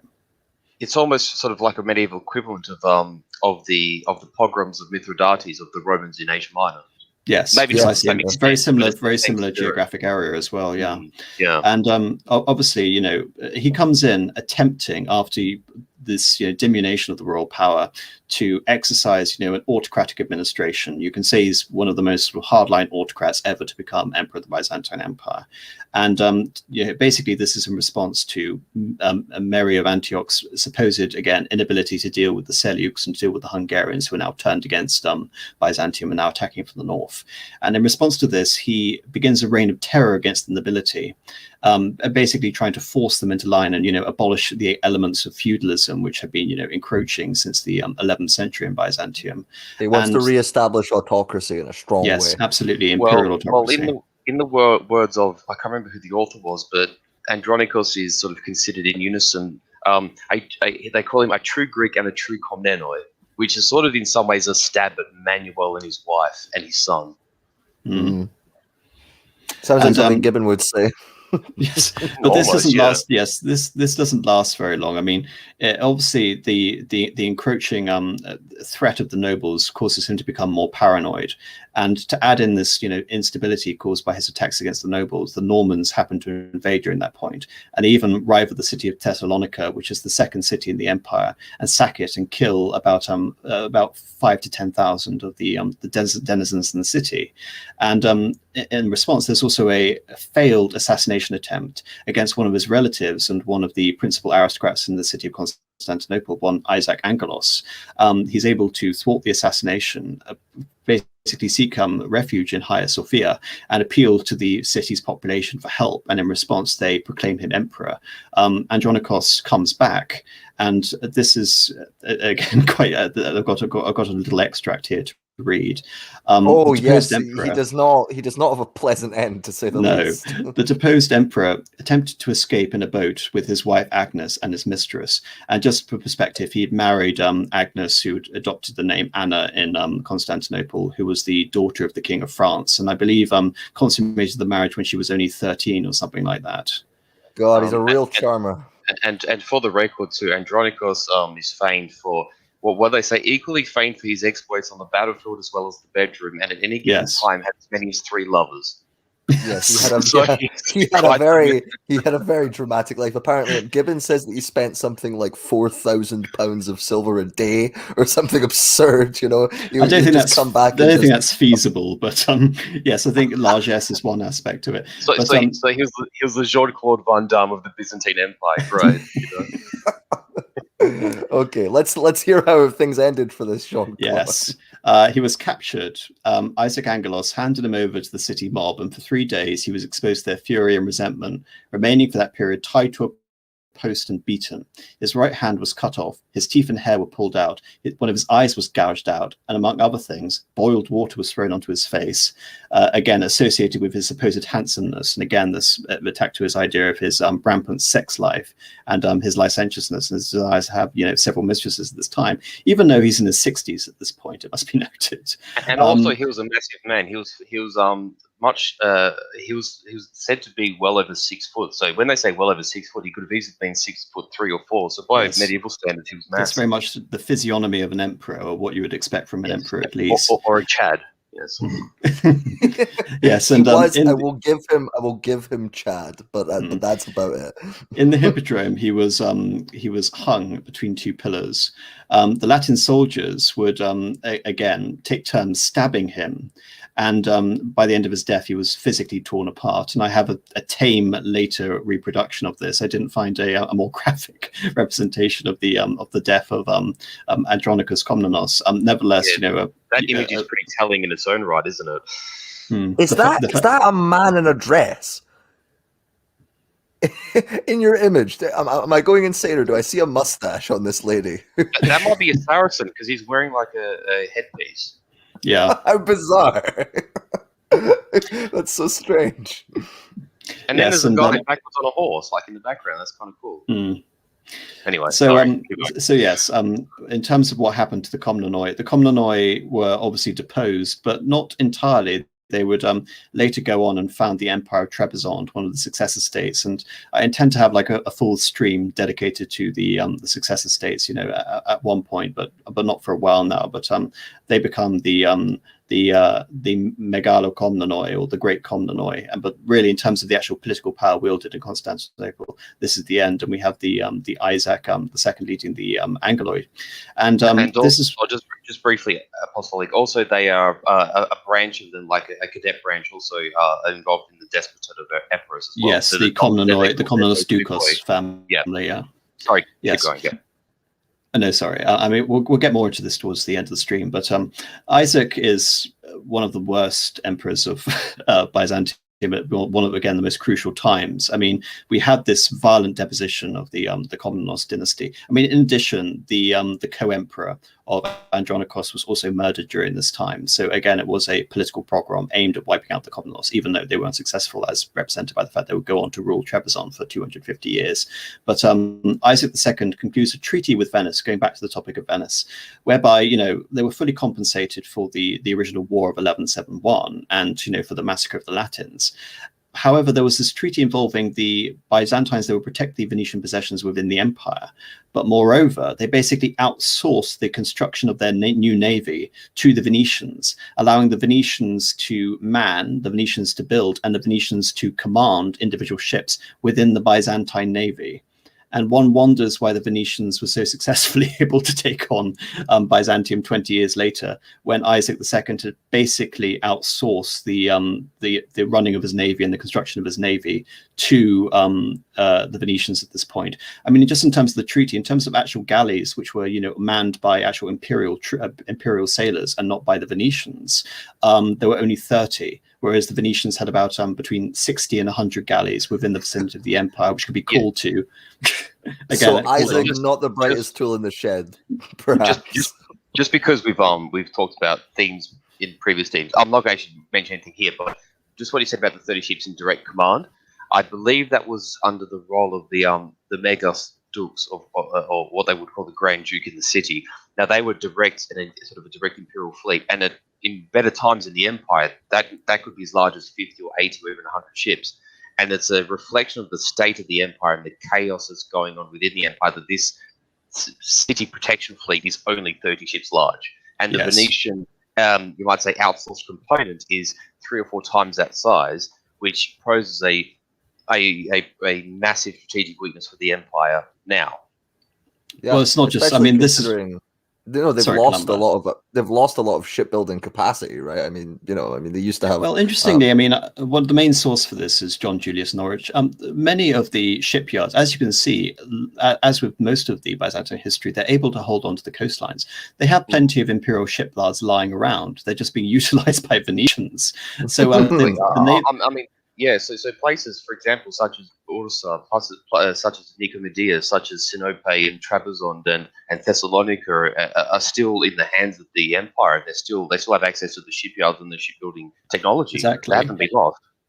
This was essentially an own goal in many senses, but it doesn't stop here in terms of the incompetence. So we have the naval outsourcing on the one hand, but on the land, things were even worse. I mean, Isaac's, incompetence, as we mentioned, Andronikos was aimed principally against corruption within the empire, and one of his, attempts at, creating autocracy was to shore up the empire's military position and purge, corruption within the ranks of these, useless, feckless aristocrats, or at least Andronikos considered. So in response, Isaac basically allows for a wholesale increase in corruption, and among other things begins to impose these ridiculous taxes, which have the effect of creating one of the, again, worst revolts in the empire's history. For a tax to pay for his daughter's wedding to the king of Hungary, basically the Bulgarians are taxed to the hilt, causing a revolt by Ivan Asen I and Peter IV. Yeah. And he takes all their livestock, right? Yes. And as you can see, and in response, he roughs them up when they protest. As you can see by this map, we were doing pretty well in the last map in terms of restoring the Danubian territories. All of that is now gone, and we're back to the territories of the pre-Basil II times. Back to square one. All of 100 years of consolidating this territory and holding on to it, now lost under in the space of 2 years under one incompetent emperor. Yeah, I mean, at the very least, the mostly Hellenized parts of the Aegean and of mainland Greece are left intact, but certainly all the remainder of it, which was pacified and conquered under Basil and then by the Komnenoi later, have been shed in a very short space of time. Exactly. And of course, Isaac recognizes at one point, but then, tries throughout the 1190s to regain this territory. And because of, again, of his weakness, he is deposed and he is blinded by his brother Alexios III. And this is where we have, really all the factors for the Fourth Crusade have been set up, because the son, who is now being stepped over by Alexios III, who would later become Alexios IV, flees the potential wrath of his uncle and seeks sanctuary within the Holy Roman Empire and the Duke of Swabia. And this basically sets up the conditions for the Fourth Crusade. Now, you have a quote you want to read about Enrico Dandolo, Marcus. So would you like to read that out for us? Marcus? Yeah, sure. Sorry, I just have like 3 open books in front of me, and I just have to find my bookmark. Oh, I've been there. Don't worry. I could have nearly had mentioned this a bit later, but because it references Manuel Komnenos, I didn't want to leave it too much, Sure. further in the stream. But so speaking of Enrico Dandolo, by this time he was already a most venerable man, probably aged over 90 years old. He was also blind. To survive such an advanced age indicated a hardy constitution, which was a comparative rarity in the medieval period, especially in the more eastern environs of the Mediterranean, western environs of the Mediterranean. Although genetics seem to have favored the Dandolo family because of several other, because genetics seem to have favored the Dandolo family because several other members of the clan had lived well into their 80s and beyond, Enrico had been blind since the 1170s, and he had told Villahardouin personally that he had suffered the disability as a result of a severe blow to the head. Later rumors suggest that the wound had been inflicted by the Emperor Manuel Komnenos himself following an embassy to Constantinople in 1172, where the emperor had bludgeoned him in the head. So you could say that Dandolo had literally a direct beef with the imperial family and the empire as a result. Not to mention the Yes. fact that he comes from this long line, this dynasty, which is fundamentally opposed to the Byzantine Empire as well, in addition to being directly injured by them. So just for Yeah. perspective, I mean, he comes doge at a relatively old age. I think, what you're talking, he died in 1205, just after the Fourth Crusade. So he becomes doge in 1192, in his mid-70s at a venerable old age. And this is where we get back to the situation, organizing the Fourth Crusade. Boniface of Monteferrat is basically the charismatic figure behind organizing the crusade. Just for perspective, we've had the Third Crusade now. Richard the Lionheart and Philip of France, and obviously Frederick Barbarossa have come over here. Frederick has died. Philip has left early, and Richard the Lionheart remains, and despite failing to retake Jerusalem, is able to inflict a series of defeats in the Holy Land and hold on to Acre as one of the last vestiges of the Crusader kingdom, even though Jerusalem will be returned by treaty during the Sixth Crusade under Frederick II Hohenstaufen. So during this period between this strange period after the failure to capture Jerusalem, but the somewhat conquest of the Kingdom of Jerusalem by Richard the Lionheart, he's now returned to France and he'll die shortly after. We have this organization for a Third Crusade. Now, the Venetians have been basically commissioned by 1202 to pay, and organize a massive transportation fleet of around 500 ships to transport some, 30 to 40,000 Crusaders to the remnants of the Crusader kingdoms, where they would then potentially conquer the Ayyubid dynasty. The Ayyubid dynasty, of course, being the dynasty of Salah al-Din. And basically the call to the crusade, as opposed to the First Crusade, in which hundreds of thousands of people had volunteered, only about 10 to 15,000 Crusaders actually arrived in Venice in 1202. And this leaves the Crusaders in a dire predicament, because Dandolo had, banked on supporting this Crusader ship in return for, vast fees. And because only a third of the, supposed Crusaders had arrived, the Crusaders were now massively in debt to the Venetians, because the Venetians needed recuperation for this vastly overexpanded fleet, which was now no longer needed and would now probably be disbanded. And so Dandolo has a novel solution. As we mentioned earlier in the stream, Zara had been lost to Hungary, of sending the Crusaders to do a bit of domestic reconquest for the Venetians and take over the city of Zara back from the Hungarians. And of course, we'll do you a favor if you do us a favor. Yes, precisely. Well, yes, we'll forgive some of your debts if you do this a little bit of reconquering for us. And again, this is right from the beginning. The Fourth Crusade begins to go terribly wrong. A lot of the Crusaders obviously don't accept this this prospect, because of course not only is Zara a Christian city, it is a Catholic city. So, but nevertheless, a lot of the Crusaders go along, and the city is duly reconquered and sacked, despite again, putting out Catholic flags and Christian memorials to identify the fact that they're attacking the wrong target. Nevertheless, Dandolo succeeds. This expedition was a success, and Innocent III duly excommunicates the Crusaders, but Boniface subtly just hides away the letters. Yes, the letters he doesn't tell the men, right? Yes. Yeah, he doesn't tell them. And successfully so, conceals the thought from them for the entire duration of the adventure as well. Yes, precisely. Oh, Obviously, madness. Innocent III needed to ramp up his propaganda campaign. Yes. The fact that this wasn't this didn't get out, astonishes me, and I can't quite believe it. But nevertheless, this is where we get to Alexios IV, because this is where we get to the second subversion of the crusade. Because Alexios is obviously the son of Isaac II, believes he's been skipped over and he is the true emperor of the Byzantine Empire, and he wants to remove his uncle from the throne. And he becomes the next part of this, Venetian plan, because of course, he agrees with the Venetians and the Crusaders: restore me to the throne, and I'll give you vast amount of resources, something like 200,000 silver marks or so, and I will also formally, renounce the independence of the patriarchal see of Constantinople, and I will allow for a union with Byzantium, with the Latin Church. Basically, what they will sort of get, in the 15th century during the reign of John VIII. under normally the reign of Alexios IV. So this seems and this like this also helps to mitigate their recent adventures, yes, attacking exactly. Catholic subjects. Yes, yeah. exactly. So the Venetians are doing this for multiple reasons. On the one hand, there is, supposedly uniting the two churches under a subservient emperor, but also recuperating the vast losses as a result of this treaty.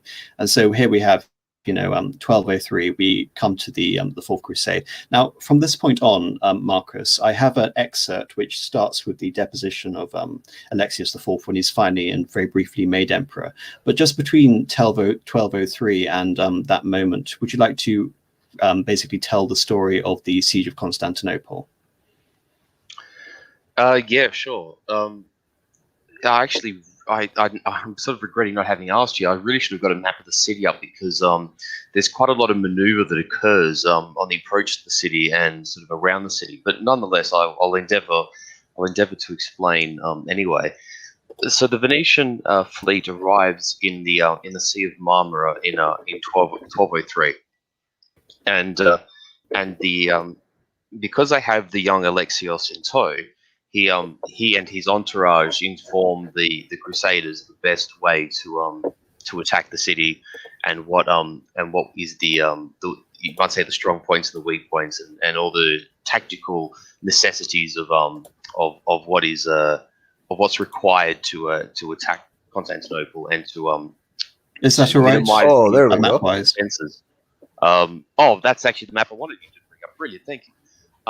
Okay, so they sail into the Sea of Marmara. They sail along the So this map is the Theodosian walls face north. The little bit of city that's across the Golden Horn, what they call Galata, where the chain is, that's to the east, and then this where it says Marmara Sea there face west. This faces west into the Sea of Marmara.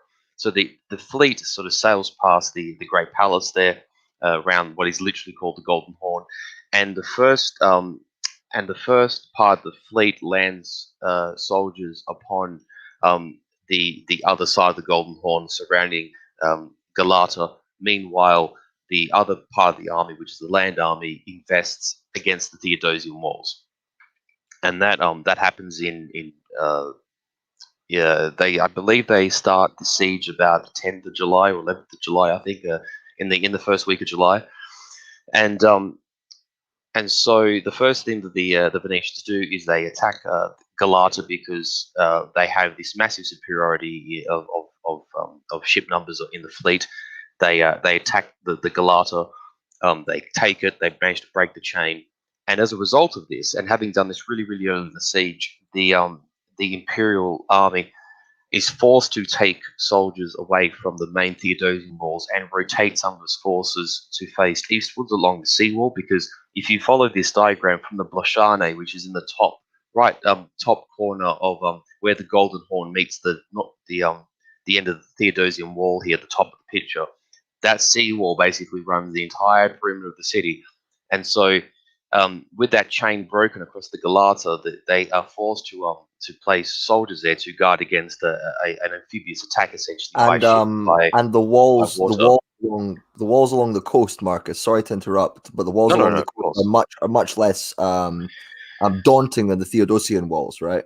Well, what's actually remarkable, I don't know if anyone in the chat, or indeed either of you two, have been to modern day Istanbul, but a lot of the seawall in fact survives in places. If you actually catch a bus from Ataturk Airport into the old city, you actually drive past a good part of it.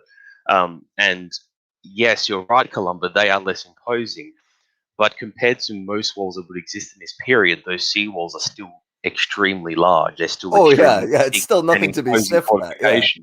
But they certainly are less so than the Theodosian walls. I mean, the Theodosian walls are quite possibly the greatest European series of city fortifications that have ever been built in Europe. Yeah, they're absurd. There's no that is not an understatement to make. And so the first part of the siege, which is sort of because the attack of Constantinople can be broken down into the siege, which occurs in 1203, and the eventual sack, which occurs in 1204. So the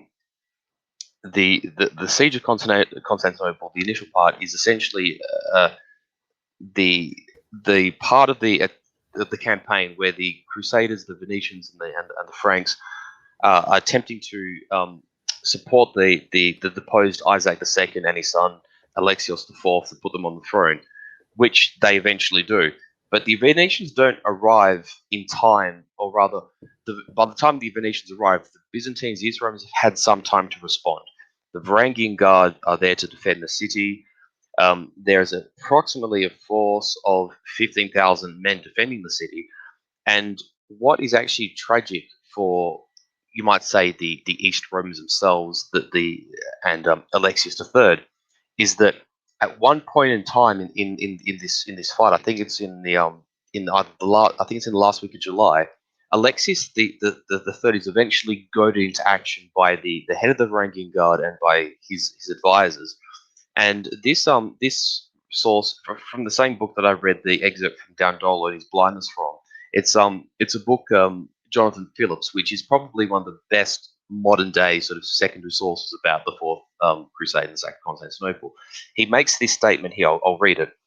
Alexius III finally took offensive action and led 17 divisions from the St. Romanus Gate, vastly outnumbering the Crusaders in this sector. Alexius's army at this point numbered about 8,500 men and faced the Crusaders' 7 divisions, approximately 3,500 men. However, at the last moment, his courage failed, and the Byzantine army returned to the city without a fight.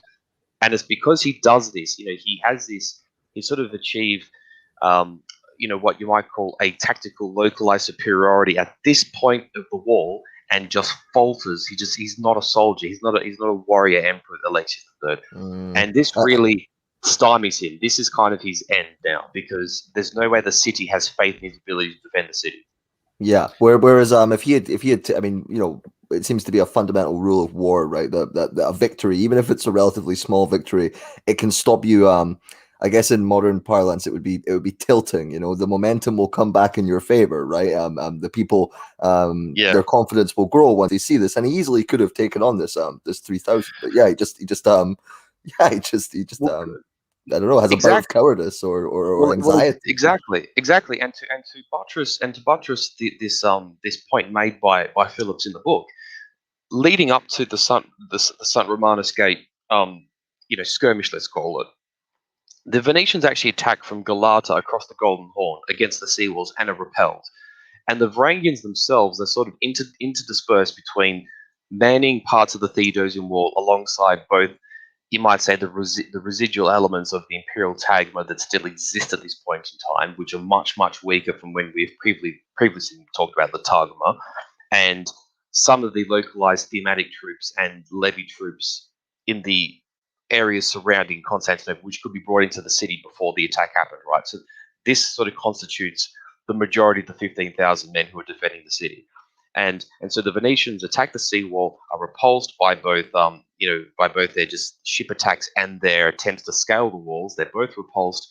And just prior to the St. Romanus Gate, the Venetians and the Franks attempt to attack the Blasciane, which again, you look at this map here, is in that top corner there, because that's where the Theodosian Wall is in fact the most damaged. And the Varangian Guard and the Imperial Hetyroi, the bodyguards of the Emperor, managed to turn back repeated assaults on the Blasciane and to turn back with somewhat considerable losses. And the siege here is quite evenly balanced, which is why I think so much is made of the St. Romanus Gate incident, because the Venetians and the Franks had suffered reverses, but just at the point of what one might describe as the hinge point of this battle, the Emperor's courage fails.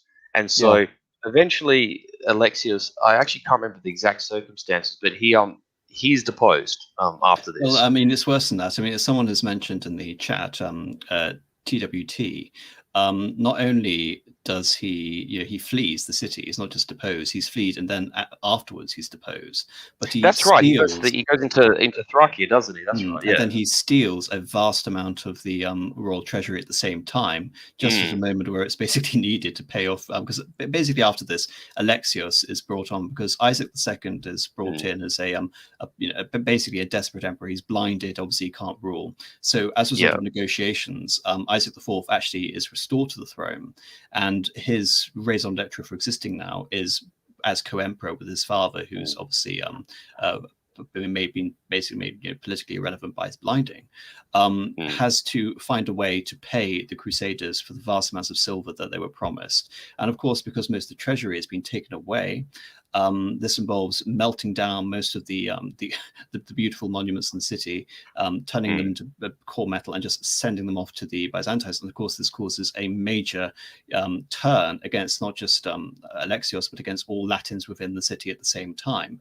And unless you have anything else you want to say, of course, because not only does he do this, but he also fails to repay the debt to the satisfaction of Dandolo and the Crusaders. So if it's all right, I have this segment from John Julius Norwich's A History of Venice, which recounts this. Just before you do, may I just say one more thing for the benefit of the chat, is on between the attack of the Blasciane, just I think either before or after the Romanus incident, right, there's a fire that erupts in the city, and approximately 450 acres of the city is burnt down, and it leaves approximately 20,000 citizens homeless. So between the duration of the siege and this fire, the citizens are themselves already on edge, and then all this wealth is taken out of the city. So I'll leave you to it, AM, because I'm sure this Norwich quote will top it off nicely, but this is the circumstance in which the city finds itself as very on edge. Yes, the Venetians have been launching these ad hoc attacks throughout the city and burning and basically committing scorched earth tactics within the city. But when it comes to the actual resolution to remove and sack the city, this is where the excerpt begins. The prospects of a peaceful settlement receded. Dandolo's advice to his Frankish allies took on a different tone. Nothing more, he pointed out, could be expected of Isaac and Alexius, who had not scrupled to betray the friends to whom they owed their joint crown. If the Crusaders were ever to obtain their due, they would have to take it by force. Their moral justification was complete. The faithless Angeloi, who had no further claim on their loyalties. Once inside the city, with one of their own leaders installed as emperor, they could pay Venice what they owed her, almost without noticing it, and still have more than enough to finance the crusade. This was their opportunity. They should seize it now, for it would never reoccur. Within Constantinople too, it was generally agreed that Alexius IV must go, and on the 25th of January 1204, a great concourse of senators, clergy, and people gathered in St. Sophia to declare him deposed and elect his successor. During the deliberations, which dragged on inconclusively for 3 days, before fixing on a reluctant non-entity named Nicholas Cannabus, the only real effective figure at the moment on the Byzantine stage, took the law into his own hands. Alexius Ducas, nicknamed Mourzouflos on account of his eyebrows, which were black and shaggy, had met in the middle, was a nobleman whose family had already produced 2 emperors of its own, and who now occupied the position of Protovestaris, which gave him unrestricted access to the imperial apartments. Late at night, he burst in to where Alexius was sleeping, woke him with the news that his subjects had risen against him, and offered what he claimed was the only chance of escape. Muffling the emperor in a long cloak, he led him by a side door out of the palace to where a band of fellow conspirators were waiting.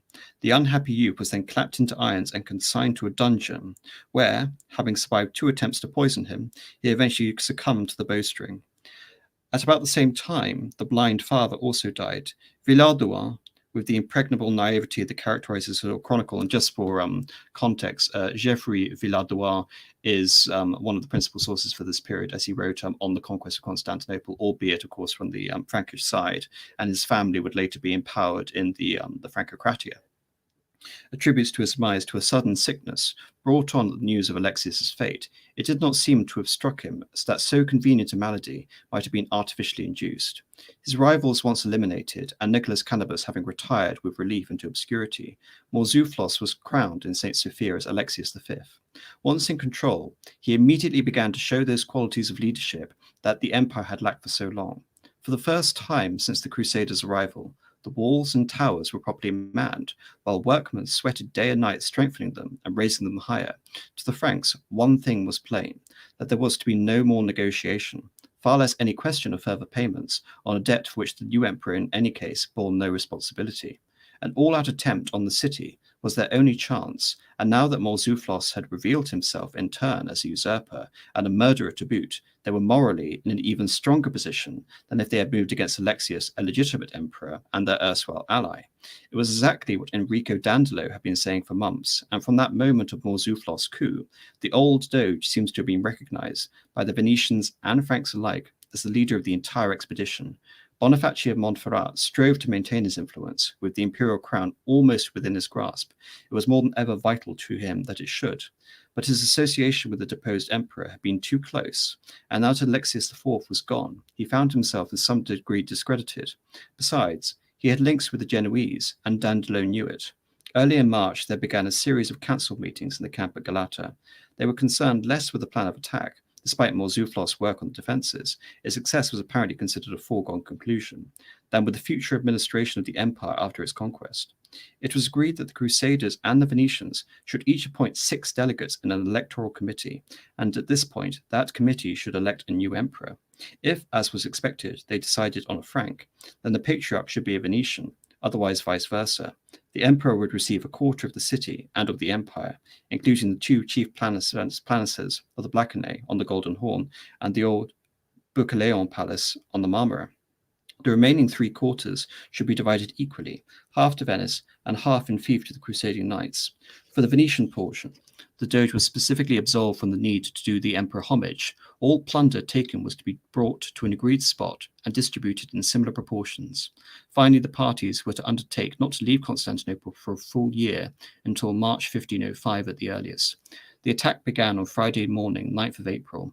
It was to be directed against the same stretch of sea wall facing the Golden Hall, where Dandolo and his men had distinguished themselves 9 months before.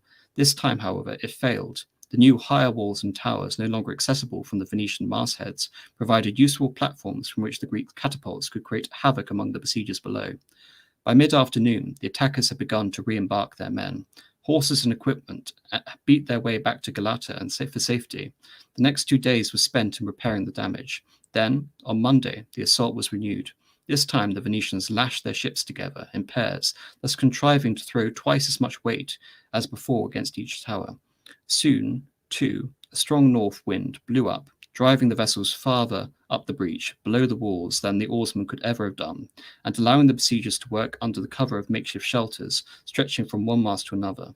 Before long, 2 of the towers were overwhelmed and occupied. Almost simultaneously, the Crusaders opened one of the gates in the wall and surged into the city. Mourzouflos had been commanding the defenders with courage and determination, galloped through the streets, doing his utmost to rally his men, but writes Nikitas, they were all swept up in a whirlpool of despair, and had no ears, either for his orders or his remonstrances. Seeing that his efforts were in vain, and fearing to be served up to the Franks as a choice morsel for their table, he took flight accompanied by Ephrosine, wife of the Emperor Alexius, and her daughter Evdokia, whom he passionately adored, for he was a great lover of women, and had already repudiated 2 wives in a manner not canonical. These 3 sought refuge with the ex-emperor in Thrace. Meanwhile, Mourzouflos duly married Evdokia and began to gather strength for a counteroffensive. Once the walls were breached, the carnage was dreadful, so dreadful that even Villard-de-Lans was appalled. Only at nightfall, tired of battle and massacre, did the conquerors call a truce and withdraw to a camp in one of the great squares of the city. That night, a party of the Crusaders, fearing a counterattack, set fire to the district which lay between themselves and the Greeks, and the city began to blaze fearlessly, and it was burnt all the night and all the day until evening. It was the 3rd fire of Constantinople since the Franks arrived, and there were more houses burnt than there be found left in the great city of Christendom. After this, such few defenders as had not laid down their arms lost the spirit to continue. The next morning, the Crusaders awoke to find all resistance at an end. But for the inhabitants of Constantinople, the tragedy was scarcely begun. For nothing had the army waited so long outside the walls' richest city. Now that it was theirs, and the customary 3 days looting was allowed, they fell on it like locusts. Not since the barbarian invasions some 7 centuries before had Europe witnessed such an orgy of brutality and vandalism. Never in history had so much beauty, so much superb craftsmanship been wantonly destroyed in so short a space of time. Among the witnesses, helpless, horrified, almost unable to believe that human beings who called themselves Christians could be capable of such enormities, was Nikitas Koniatis. I know not how to put in any order into my account, how to begin, continue, or end. They smashed the holy images, hurled sacred relics of the martyrs into places I am ashamed to mention, scattered everywhere the body and blood of the Saviour. These heralds of the Antichrist seized the chalices and the patens, tore out the jewels, and used them as drinking cups. As for their profanities of the great church of St. Sophia, it cannot be thought without horror. They destroyed the high altar, a work of art admired by the entire world, and shared out the pieces among themselves. And they brought horses and mules into the church, and better to carry off the holy vessels and engraved silver and gold that they could have torn from the throne and the pulpit, and the doors and the furniture, whenever it was to be found. And when some of these beasts slipped and fell, they ran them through with their swords, fouling the church with their blood and odour. A common harlot was enthroned in the patriarch's chair, to hurl insults at Jesus Christ, and she sang bawdy songs and danced immodestly in the holy place. Nor was there mercy shown to virtuous matrons, innocent maids, or even virgins consecrated to God. In the streets, houses, and churches, there could be heard only cries and lamentations. And these men, he continued, carried the cross on their shoulders, the cross on which they had sworn to pass through Christian lands without bloodshed, to take arms only against the heathen, and to abstain from the pleasures of the flesh, until their holy task was done. It was Constantinople's darkest hour, perhaps even darker than the 2.5 centuries later, which saw the city's final fall to the Ottoman Sultan. But not all its treasures perished. While the Frenchmen and Flemings abandoned themselves in a frenzy of wholesale destruction, the Venetians kept their heads. They knew beauty when they saw it. They too looted and pillaged and plundered, but they did not destroy. Instead, all they could lay their hands on was sent back to Venice, beginning with the 4 great bronze horses that had dominated the hippodrome since the days of Constantine, and which for a short period in the arsenal now stand above the main door of the Basilica of St. Mark. The north and south faces of the basilica were also studded with sculptures and reliefs shipped back at the same time. Within, in the Norman transcript, hangs the miraculous icon of the Virgin Nicopeia, bringer of victory, which the emperors used to carry before them into battle, while the treasury possesses one of the greatest collections of Byzantine works of art to be found anywhere, a further monument to Venetian rapacity. So yes, Yeah, it's not our finest hour, I'm afraid.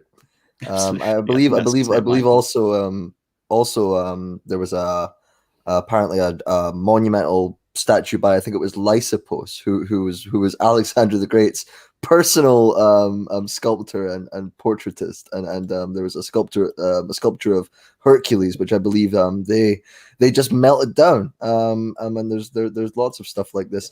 It's just I have no more to say. I'm not proud of it. Marcus? Yeah, no, it's one of the most detailed and vivid descriptions of the destruction of one of the largest isn't even right, but one of the most magnificent cities that has ever been built in the Western world. And I suppose even though technically Constantinople or Istanbul no longer sits within that realm specifically, in the time of 1204 it was, and the thing is, so many lessons lie within this event.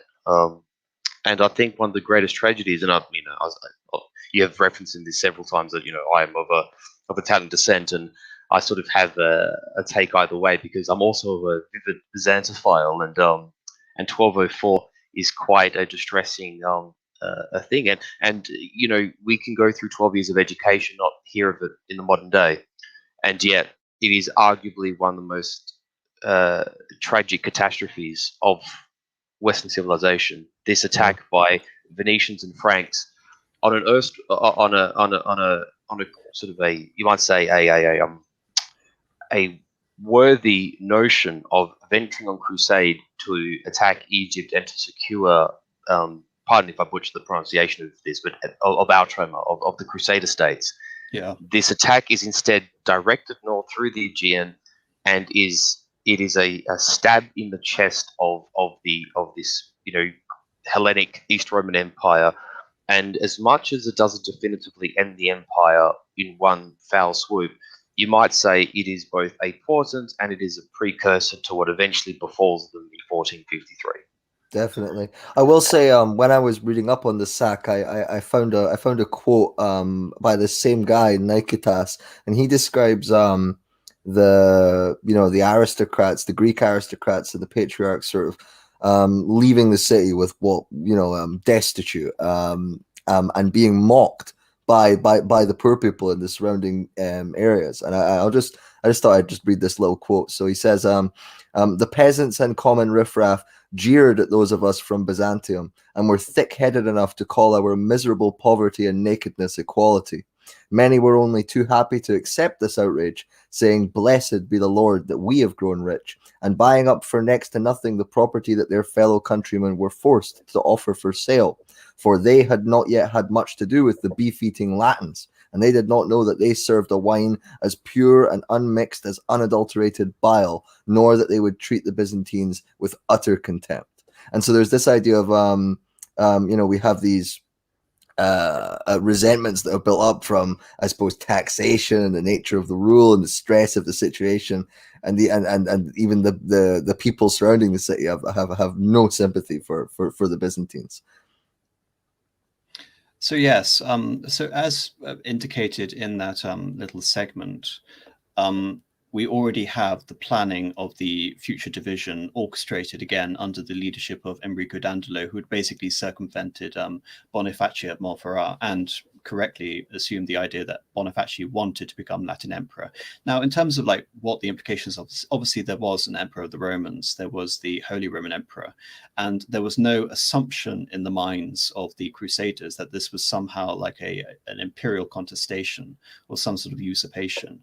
Really, they regarded the lands which they had now conquered as the Empire of Romania, i.e. being the empire of the lands of the Romans, rather than, usurping this idea of imperial universalism as espoused by the Holy Roman Empire. In fact, it's also called the Kingdom of the Greeks. Now I just have another slide here, which briefly discusses. God, could I be more derisive? The Kingdom of the Greeks. Yes, I know. But that was one of the formal treaties devolving this treaty. Yeah. Was also known as the partition of the lands of the Kingdom of the Greeks. And as mentioned, this is organized by Enrico Dandolo and Boniface of Montferrat, in addition to Baldwin of Flanders de Courtenay and Comte Louis de Blois, and obviously with the oversight of Innocent III. Innocent III, who had very mixed impressions on this. On the one hand, he had the intelligence and the presence of mind to realize that this was fundamentally a civil war within Christendom, yet also realizing that within his own struggles for advocating the universal supremacy of Christendom under the Pope, this was ultimately allowed all of these regions to come under the authority of the Catholic Church through, again, the usage of the term Latin Empire obviously is not a contemporary usage of the word. Is something that comes afterwards. I mean, obviously the Greeks refer to this as Latinocratia or Francocratia, but they refer to it, the Crusaders, as the Empire of Romania or basically the Empire of Constantinople, basically indicating that the city was an imperial city and deserved an imperial dignity, if not the same dignity as that of the Holy Roman Emperor. But again, the idea that the emperor had any sort of real authority, is undermined from the beginning, because as mentioned, there was a committee set up to elect the new Latin emperor, composed of Venetians and composed of Crusaders. Of course, Boniface of Montferrat, who was the most charismatic and potential threat, who had Genoese connections, was sidelined by the Venetians, and they instead went for the more docile Baldwin de Courtenay. And one of the characteristics of the de Courtenay Latin emperors is that, with the exception of Baldwin's son Henry, virtually all of them were useless. I mean, it doesn't also help that Baldwin II was, a child emperor for most of his reign, and basically, was responsible for pawning off a lot of the imperial artifacts, such as the relic of the crown of thorns, which was sold off to King Saint Louis in France, and then adorned the central spire of Notre Dame before the church, of course, burnt down recently. But in terms of, again, this is very much a Venetian conquest, and just just a nominal restoration of the Latins, and the Latin taking over the city of Constantinople and returning it to the Holy See of the papacy. It was agreed that the Venetians should occupy 3/8 of the entire empire, essentially. I mean, the city of Constantinople, 3/8 was given over to the Venetians, including the Hagia Sophia. As you can see on this map, they would eventually gain control over Crete, Corfu, Cephalonia, and Euboea. They would also, I mean, in terms of the significance of this, essentially the Aegean archipelago became, with the exception of Lesbos and Chios and Samos, became Venetian. And Rhodes, yes. And Rhodes, sorry, yes. Yes, and so, yes, I mean, in terms of the significance of this, because of course we're going to be talking about the Greeks up until modern day, some of these territories, such as Corfu, would remain part of the Venetian Republic until 1797. This was an incredibly enduring and lasting presence, and possessions such as Morea, the Peloponnese in the south, would actually become, for a brief moment, a couple of decades, fully Venetian after the Great Turkish War at the beginning of the 18th century. That's right. They liberated for a few decades. Yeah. Yes. And again, of course, if we have the Francocratia, the period that, involving the Turkish controllers, obviously the Turcratia, or the rule of the Turks. But in addition to holding these physical dependencies, they also established a Duchy of Delazo, roughly corresponding to modern-day Albania, which would very quickly be taken over by the state or the despotate of Epirus. Even though the Venetians would hold on to a territory there until 1501, until the entire country was finally taken over by the Ottomans. But even the Doge, after this time, would style himself as the lord of a quarter and a half quarter of all of Romania, in addition to being the effective power behind the throne. And to exercise this power of the Venetians, as mentioned, the Venetians weren't subject to the Latin emperor, despite again having this massive territorial and economic interest. I mean, the capitulation, the Golden Bull, continued. So trading concessions continued unabated, and the Venetians had tax exemption throughout the Latin Empire.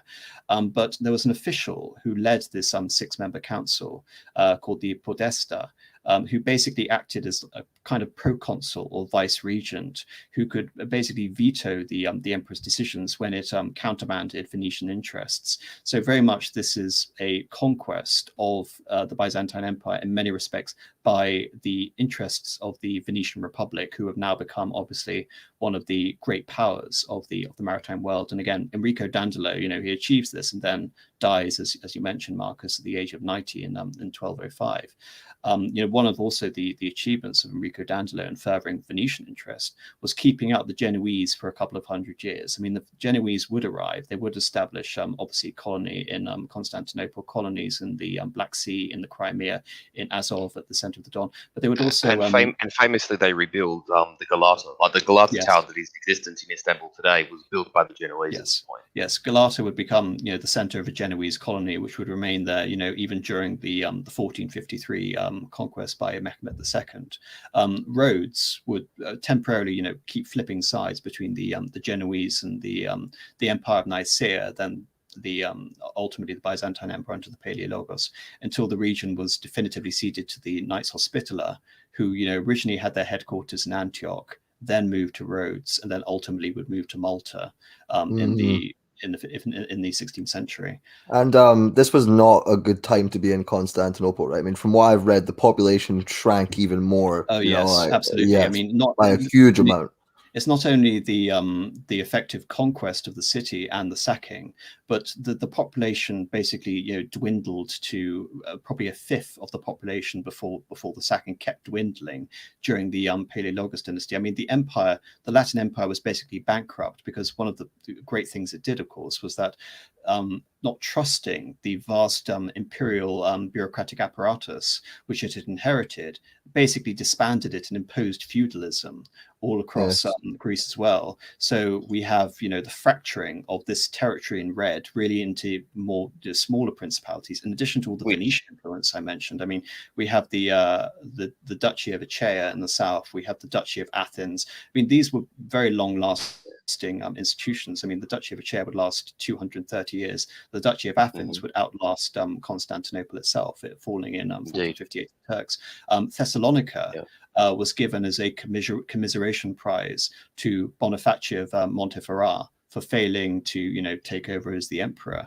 So not only was again the Latin just on that, just on Sorry. that point of feudalism too, it's worth noting too that this dismissal, this mass dismissal of the imperial bureaucracy and this imposition of feudalism, and even though there is some, it can be argued that there is some creeping feudalism in the empire from the reign of Emmanuel onwards, it must be understood this is still operates very differently to Western Europe. The economy operates differently, society operates very differently. This bureaucracy still running this empire is still, it's still essentially Romanesque. But when we have the arrival of the Francocratia and this imposition of feudalism by these overlords from from Italy and from the West, it damages these lands so badly that when eventually much of the Francocratia is reconquered by primarily the Emperor of Nicaea, they are unable to really re-establish these territories as being prosperous and economically thriving territories. It is very much a skeleton of its former self. Yes, I mean, it says something, doesn't it, that Baldwin II, the last Latin emperor, spent most of his reign touring throughout Europe, selling off artifacts and begging for money, which is basically, again, how low the empire has been brought, even though they consider themselves to be the legitimate successors of the imperial legacy, albeit much diminished. They were reduced to the situation because of the complete and utter decentralization of authority and the localism brought around by these. I mean, not only did they establish feudalism, but they failed to keep the Bulgarians in check. So obviously the Bulgarians are still expanding in the north at the expense of the Crusader states. Not only are the Venetians basically, in economic control of many of the quarters of these cities, but they're unable to fully conquer the Byzantine Empire. As you can see on this map, they conquered the core, they conquered the interior of the Aegean.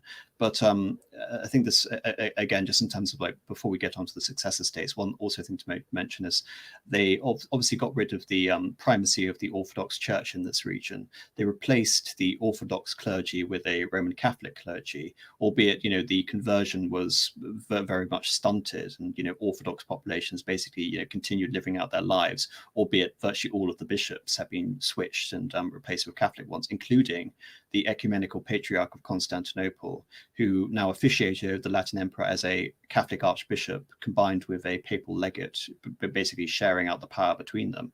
And yes, unless you have something to say, Columba, I mean, just in terms of the other principalities, there isn't really that much to mention. I mean, the most enduring influence, of course, is the territorial possessions of the Venetians. I mean, we've got Crete on this map, for example. Crete wouldn't definitively fall to the Turks until the 17th century. Euboea and a lot of these islands in the Aegean again wouldn't fall until the 16th century. So the physical presence and the expansion of Venetian trade, and again throughout all of Europe at the same time, and Venice becoming really a land power as well as a naval power at this time, because of course during the 14th and the 15th centuries, we're going to see a massive expansion of the military presence of Venice in the terraferma, which basically become Venetia and Lombardia, and also in Dalmatia. I mean, I don't have a lot to say on the successor states. It's not my area of expertise. I'm just enjoying listening to you. To be honest, it's quite fascinating. So again, the successor states are just a quick introduction, but I'm sure Marcus, as our resident Byzantinist, can continue. I mean, the factor is that the Eastern Roman Empire, as we know it, is dead. It has been conquered, the institutions have been shattered, and now we're talking about the rump remnants, which are now, taking over and trying to reclaim that mantle of the Roman legacy. And essentially, this falls into broadly speaking, three states. One is going to last for a very long time, as you can see on this map, the Empire of Trebizond, which obviously the Megla Komneni come in, and they establish a rival empire in Trebizond and parts of northern Anatolia and the Crimea, and they will rule this possession until 8 years after the fall of Constantinople, in which they are in turn, captured by Mehmed II. The other empire, of course, is the state of Epirus, which is, as far as I'm correct in saying, Marcus Pertinax, it is controlled by the Dukas Komnenoi dynasty. Would you like to explain a bit about the state of Epirus? Oh, so Epirus is also controlled by a sort of, I guess, rump family, a sort of part of one of the dynasties. I see. Okay. So the Dukoi Komnenoi essentially is sort of a cadet branch of the Komnenoi. But what's worth noting is I can't remember which of the emperors it is, if it's Alexios or or maybe it was his predecessor Isaac. I can't remember, but one of them was in fact married to a Ducoy rather earlier in their history. So the fact that this cadet branch exists isn't sort of an aberration of history. The Ducoy and the Komnenoi have sort of intermarried previously, and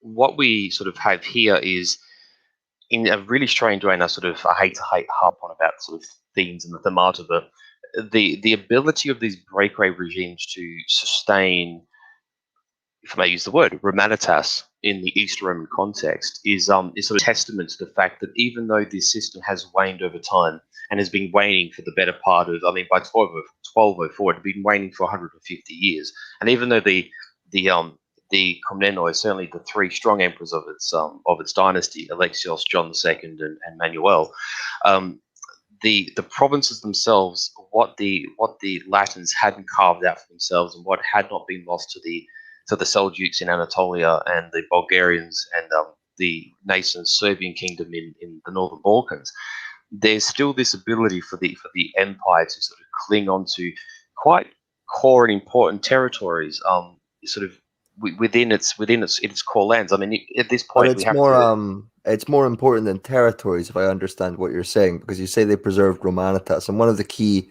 aspects of Romanitas is sort of like statecraft and administration, right? It's not Absolutely. a feudal system, and so they in the Empire of Nicaea and the Well, in this the context, Epirus, do they preserve these you administrative systems? you mentioned the succession of Roman imperial institutions. I mean, a lot of the titles, such as, I believe like the title of consul and the Senate, these factors are lost, but the title of the basileus, of the emperor, continue, and again, more importantly, is that the Orthodox clergy and the Orthodox administration retains, its control over these states. So when we have Correct. the reconquest in 1261 and the Lascaris and later the Paleologus dynasty, they are able to again take away the Catholic supremacy which had been established by the Latinocratia and revert the empire back to the Byzantine liturgy. Whereas without these hangers-on, even that wouldn't have been possible. Yes, precisely. Yeah. That's right. But what is worth mentioning is that you have these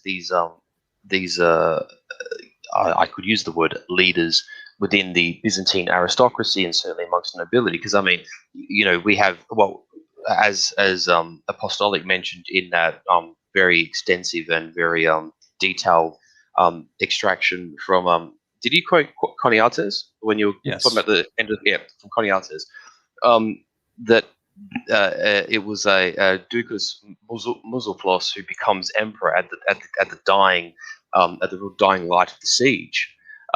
You have these noble families that still have influence, and I mean, 200 years prior to this, we're talking about the Phokoi and the Skleroi and these other families. Some of these have sort of vanished into history, have become very, very minor families. You still have the Ducoi, you still have the Komnenoi. The Lascarids actually take power in Nicaea until they are somewhat usurped by the Paleologoi just prior to the recapture of Constantinople in, I believe it's 1261, if I'm not mistaken. Yes. But going back to what I was saying about this sort of splinter regimes, it is testament to the fact that even though this provincial system and this sort of thematic system and the loss of the capital city itself is a real stab in the heart of the notion of East Rome and of this sort of what had been a previously unified empire. Yeah, it's a key part of the whole identity. Yeah, correct. And these regimes aren't flaky. They aren't. They don't just crop up and 5 years later they vanish again. I mean, Nicaea. There's actually a campaign by the I think it's Theodore Lascaris. Actually campaigns into the Meander Valley. Not long after its independence, and it actually strikes quite a devastating blow against the Seljuks, who start to move into the Meander Valley. They sort of see this. The Seljuks see this weakness in the empire and attempt to sort of migrate deeper towards the western coastline of the Aegean, and the Lascarids turn them back with very comprehensive losses. Like Apostolic said, the Empire of Trebizond outlasts the empire, so to speak, by 8 years. I mean, this Trebizond becomes this this sort of easternmost sort of bastion of Romanitas in what becomes an increasingly Turkified, Islamicized landmass. And the Dukoy themselves, even though eventually Epirus becomes lost to, we have this establishment eventually of an Albanian state, and once the Turks do cross over into the other side of the Propontis and conquer parts of Europe, I mean, the Byzantines managed to hold on to, they managed to conquer the Peloponnese, they managed to subject Athens into vassalship, they managed to actually hold on to some of these territories in Europe, which, if you consider the loss of the city, they're almost miraculous in their achievement. It's remarkable, yeah. It is Yes, remarkable. I think one of the, I mean, just moving on from that point, talk about the Despotate of Epirus. I mean, one of the remarkable things is that, with the exception of the south and the islands, of course, the Despotate of Epirus, as you can see in this map, readily takes over the kingdom of Thessalonica, which had been established by Bonifacio of Montferrat. And they would later adopt the titles of Basileus of Thessalonica. I mean, the idea of a despotate of Epirus is basically, like many of these other things, a historical invention. But it really created a competition in many senses between the Komnenoi Dukoy and the Lascaris dynasty for recapturing the city. Because on one hand, you have the consolidation of this dynasty on the European side, and on the Asian side, you have the consolidation of the Lascaris dynasty. So when we talk about the last battles, between, like, again, deciding the fate of the Latin empires, the two major powers are actually these two warring states. And this, despotate of Epirus, it would recede, and ultimately it would be conquered by Italian families, and it would, last out the rest of its life as a Catholic and this remnant of Francocratia. You can say again, it shows the resilience of the Byzantine Empire, the fact that even after its real destruction, these rump states are able to in a very short amount of time, 50 years, are able to overturn, the complete and utter, military supremacy of the Crusaders. I mean, the equivalent I think of in the Western context is as if the domain of Soissons had briefly retaken the Western Roman Empire before being conquered again.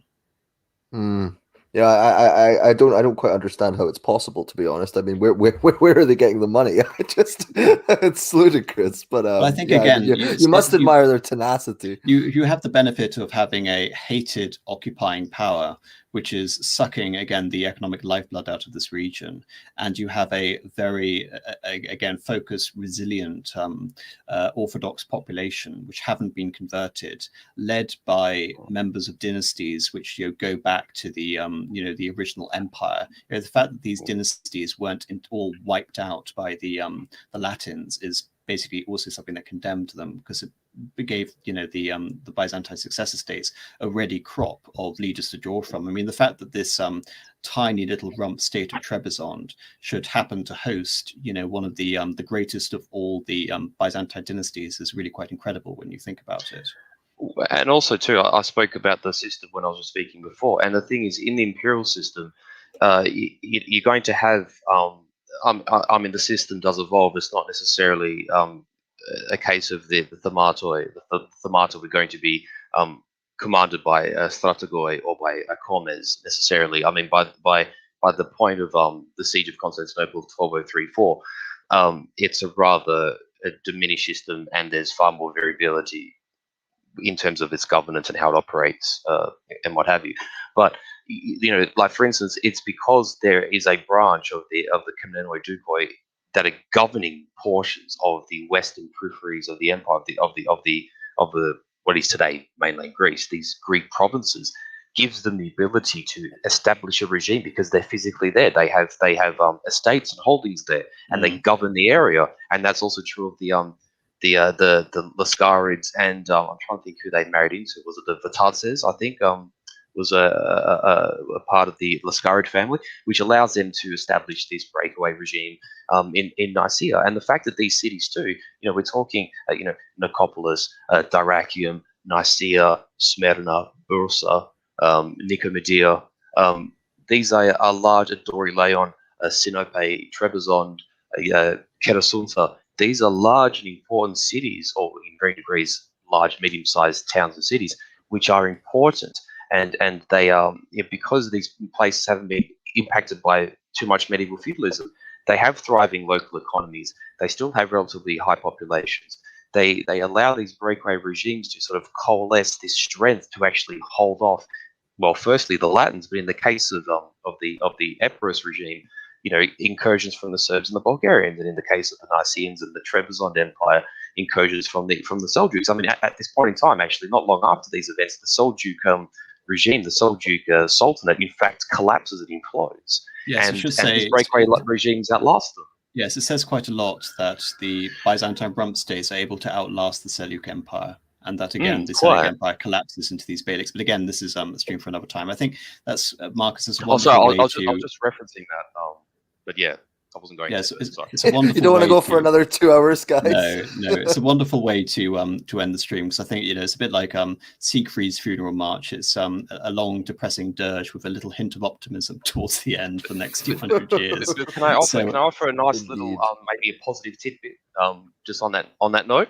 Yeah. I mean, for those who are interested as well, these breakaway regimes that do take place. I mean, what's sort of a fantastic kind of, let's say, a white pill about this is the fact that these regimes, whether it's the Lascarids, whether it's the Comneno Duque, they still refer to themselves as, I mean, in the case of the Empire of Thessalonica that becomes the despotate of Epirus, I mean, they refer to themselves as Autokratia tos Thessalonikes, autocrat of Thessalonica. They call themselves the Basileus ton Nicaea, the Basileus of Nicaea. I mean, they still have these lofty titles, and there is still this hope that this empire can continue, and that this legacy is not just going to be extinguished by this Latin catastrophe in Constantinople. And I'm sure we probably will touch on this later, but the fact that Michael Palaiologos, who becomes like the inheritor of the Lascari territory, they actually eventually recover Constantinople in 1261, and although it's a diminished empire, it is still an empire. It still functions. They still own themselves, and considering the reversals they had suffered, this in itself is an amazing miracle. It's astonishing, yeah. It is. Wonderful. So on to super chats, if that's all right.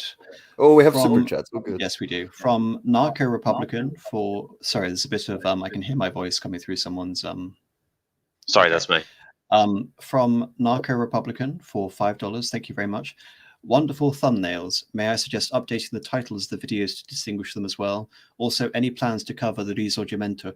Thank you, Narco Republican. No, a couple of days ago, I went through all of my thumbnails and replaced them. And as you can see, I've got a new avatar, and obviously the PowerPoints also have a new aesthetic. So I've tried to make everything more uniform in terms of, so thank you for noticing that. In terms of new titles, I did adapt the titles when I thought it was appropriate, but really I can't change the titles too much without altering what the stream's about. I try and make them as precise and relevant as possible without being too long. Any plans to cover the Risorgimento? Absolutely. We're going to cover Risorgimento on Nations of Charlemagne. Yeah, we're covering Italy. It's going to take a very long time to get there. Yeah, it might be a while before we get there, mind you. And I promise to stick around for that one. Yes, perfect. We lost him again just before the end. Oh no! Oh no! What a catastrophe! Oh, the worst thing is because I can't scroll up any further. I can't see some of the super chats. I will check and see if there are any more super chats. I've got Oh, here's one. Here's one from Judge Caligula Bushman for €5. Marcus, what do you know about the sacking of Constantinople in 1081? I actually have to admit I saw that and I was bemused because I didn't know what that was referring to, and then I actually had a look at I admit I cheat. Oh, yes, you're here. Back. Yeah. Sorry, my internet cut out. Sorry for that. The timing's immaculate. Immaculate. So sorry, we're just covering that super chat from Caligula Bushman. So I have to admit I did cheat and I looked on Wikipedia, and all I could see was an attack on Constantinople by one Leo Tornikios against the Emperor Constantine Monomachos, and that was in 1047. And there's no other attack until 1203, so I'm not too sure what you mean, Caligula Bushman. If you want to just maybe at me in the chat, I can answer you back, but I don't know if it's or leave a comment. In 1081. Oh yeah, leave a comment at me. Yeah. So, Marcus, did you cover which super chat did you cover? We just did Caligula Bushman. That was the only one. Oh, right, so, that's the last one. Yeah. Okay, Benjamin Rood for $5 New Zealand dollars. Thank you very much. Belated message from the Holy Roman Empire stream. Sieg mein Pastelichter. Well, thank you very much, Benjamin Rood. Jawohl. Jawohl in Sieg, right back to you, Benjamin Brood. Winter Phoenix Forest Kirin for $5. Thank you very much. Got to go study Japanese. Keep up the good work, old pastelica. Well, good luck with that. Japanese is a incredible different language to learn. In fact, it was the stumbling block for me studying Japanese history in more depth, sadly. So I had to stop there because I couldn't learn Japanese. But hopefully your study goes better, Winter Phoenix. Jedi Knight Jedi Knight Anakin Quinge Walker for $5. If I recall, the Doge claimed the continuation of the Roman Empire under this document, declared more imperial than the emperor. Bit of a dig. Yes, more imperial in the sense that he was part of the true church, and he wasn't a filthy Greek heretic, as the Latin Christians were so willing to say. More imperial than the emperor. Yes, there were a lot of digs. The fact that one of the renditions of the partition document also referred to the territory as the kingdom of the Greeks is also quite a dig. And yes, in terms of the Doge, obviously his title was ruler over a quarter and a half quarter of the empire, and obviously basically the power behind the throne, the great eminence behind the Latin emperors. So yes, and obviously you've covered the we have another one, Marcus 58 for $5.99 Australian dollars. Wonderful, guys. We'll keep coming back. Well, that's wonderful to hear, and thank you for your donation. Perfect. Thank you very much. Can I cover two these as well? Actually, sure. So one was I think it was Archangelus, and you know how you said about Italian pronunciation. So apostolic, I will help you. If you're making reference to an Italian church, the way to say it is chiesa, is the Italian word for church. Thank you very much. Chiesa. Chiesa. And Caligula Bushman replied to me. So, okay, Alexios Komnenos sacking Constantinople. I have to admit, I have read the Alexiad, but not for a long time. And I will, maybe if I'm permitted to, I might answer that question again. But I will reread the Alexiad, and I will try and answer that for you, my friend. Because I have to admit, I just don't remember it, but we'll have a gander. Does he mean when Alexios Komnenos took over? Yeah, well, I don't remember a sacking. I thought the transition of power was relatively peaceful, but yeah, well, relatively speaking, if it's relative to the sacking that we've just covered, then it might still be pretty bad. Hopefully it was very relative to that. Anyway. Another super chat by Zachary Bolduc for $5 Canadian. This is an excellent series, AM and Co. Well, thank you very much, and also big thanks to my other wonderful guests on the show who make it all possible. Thank you very much, Zachary.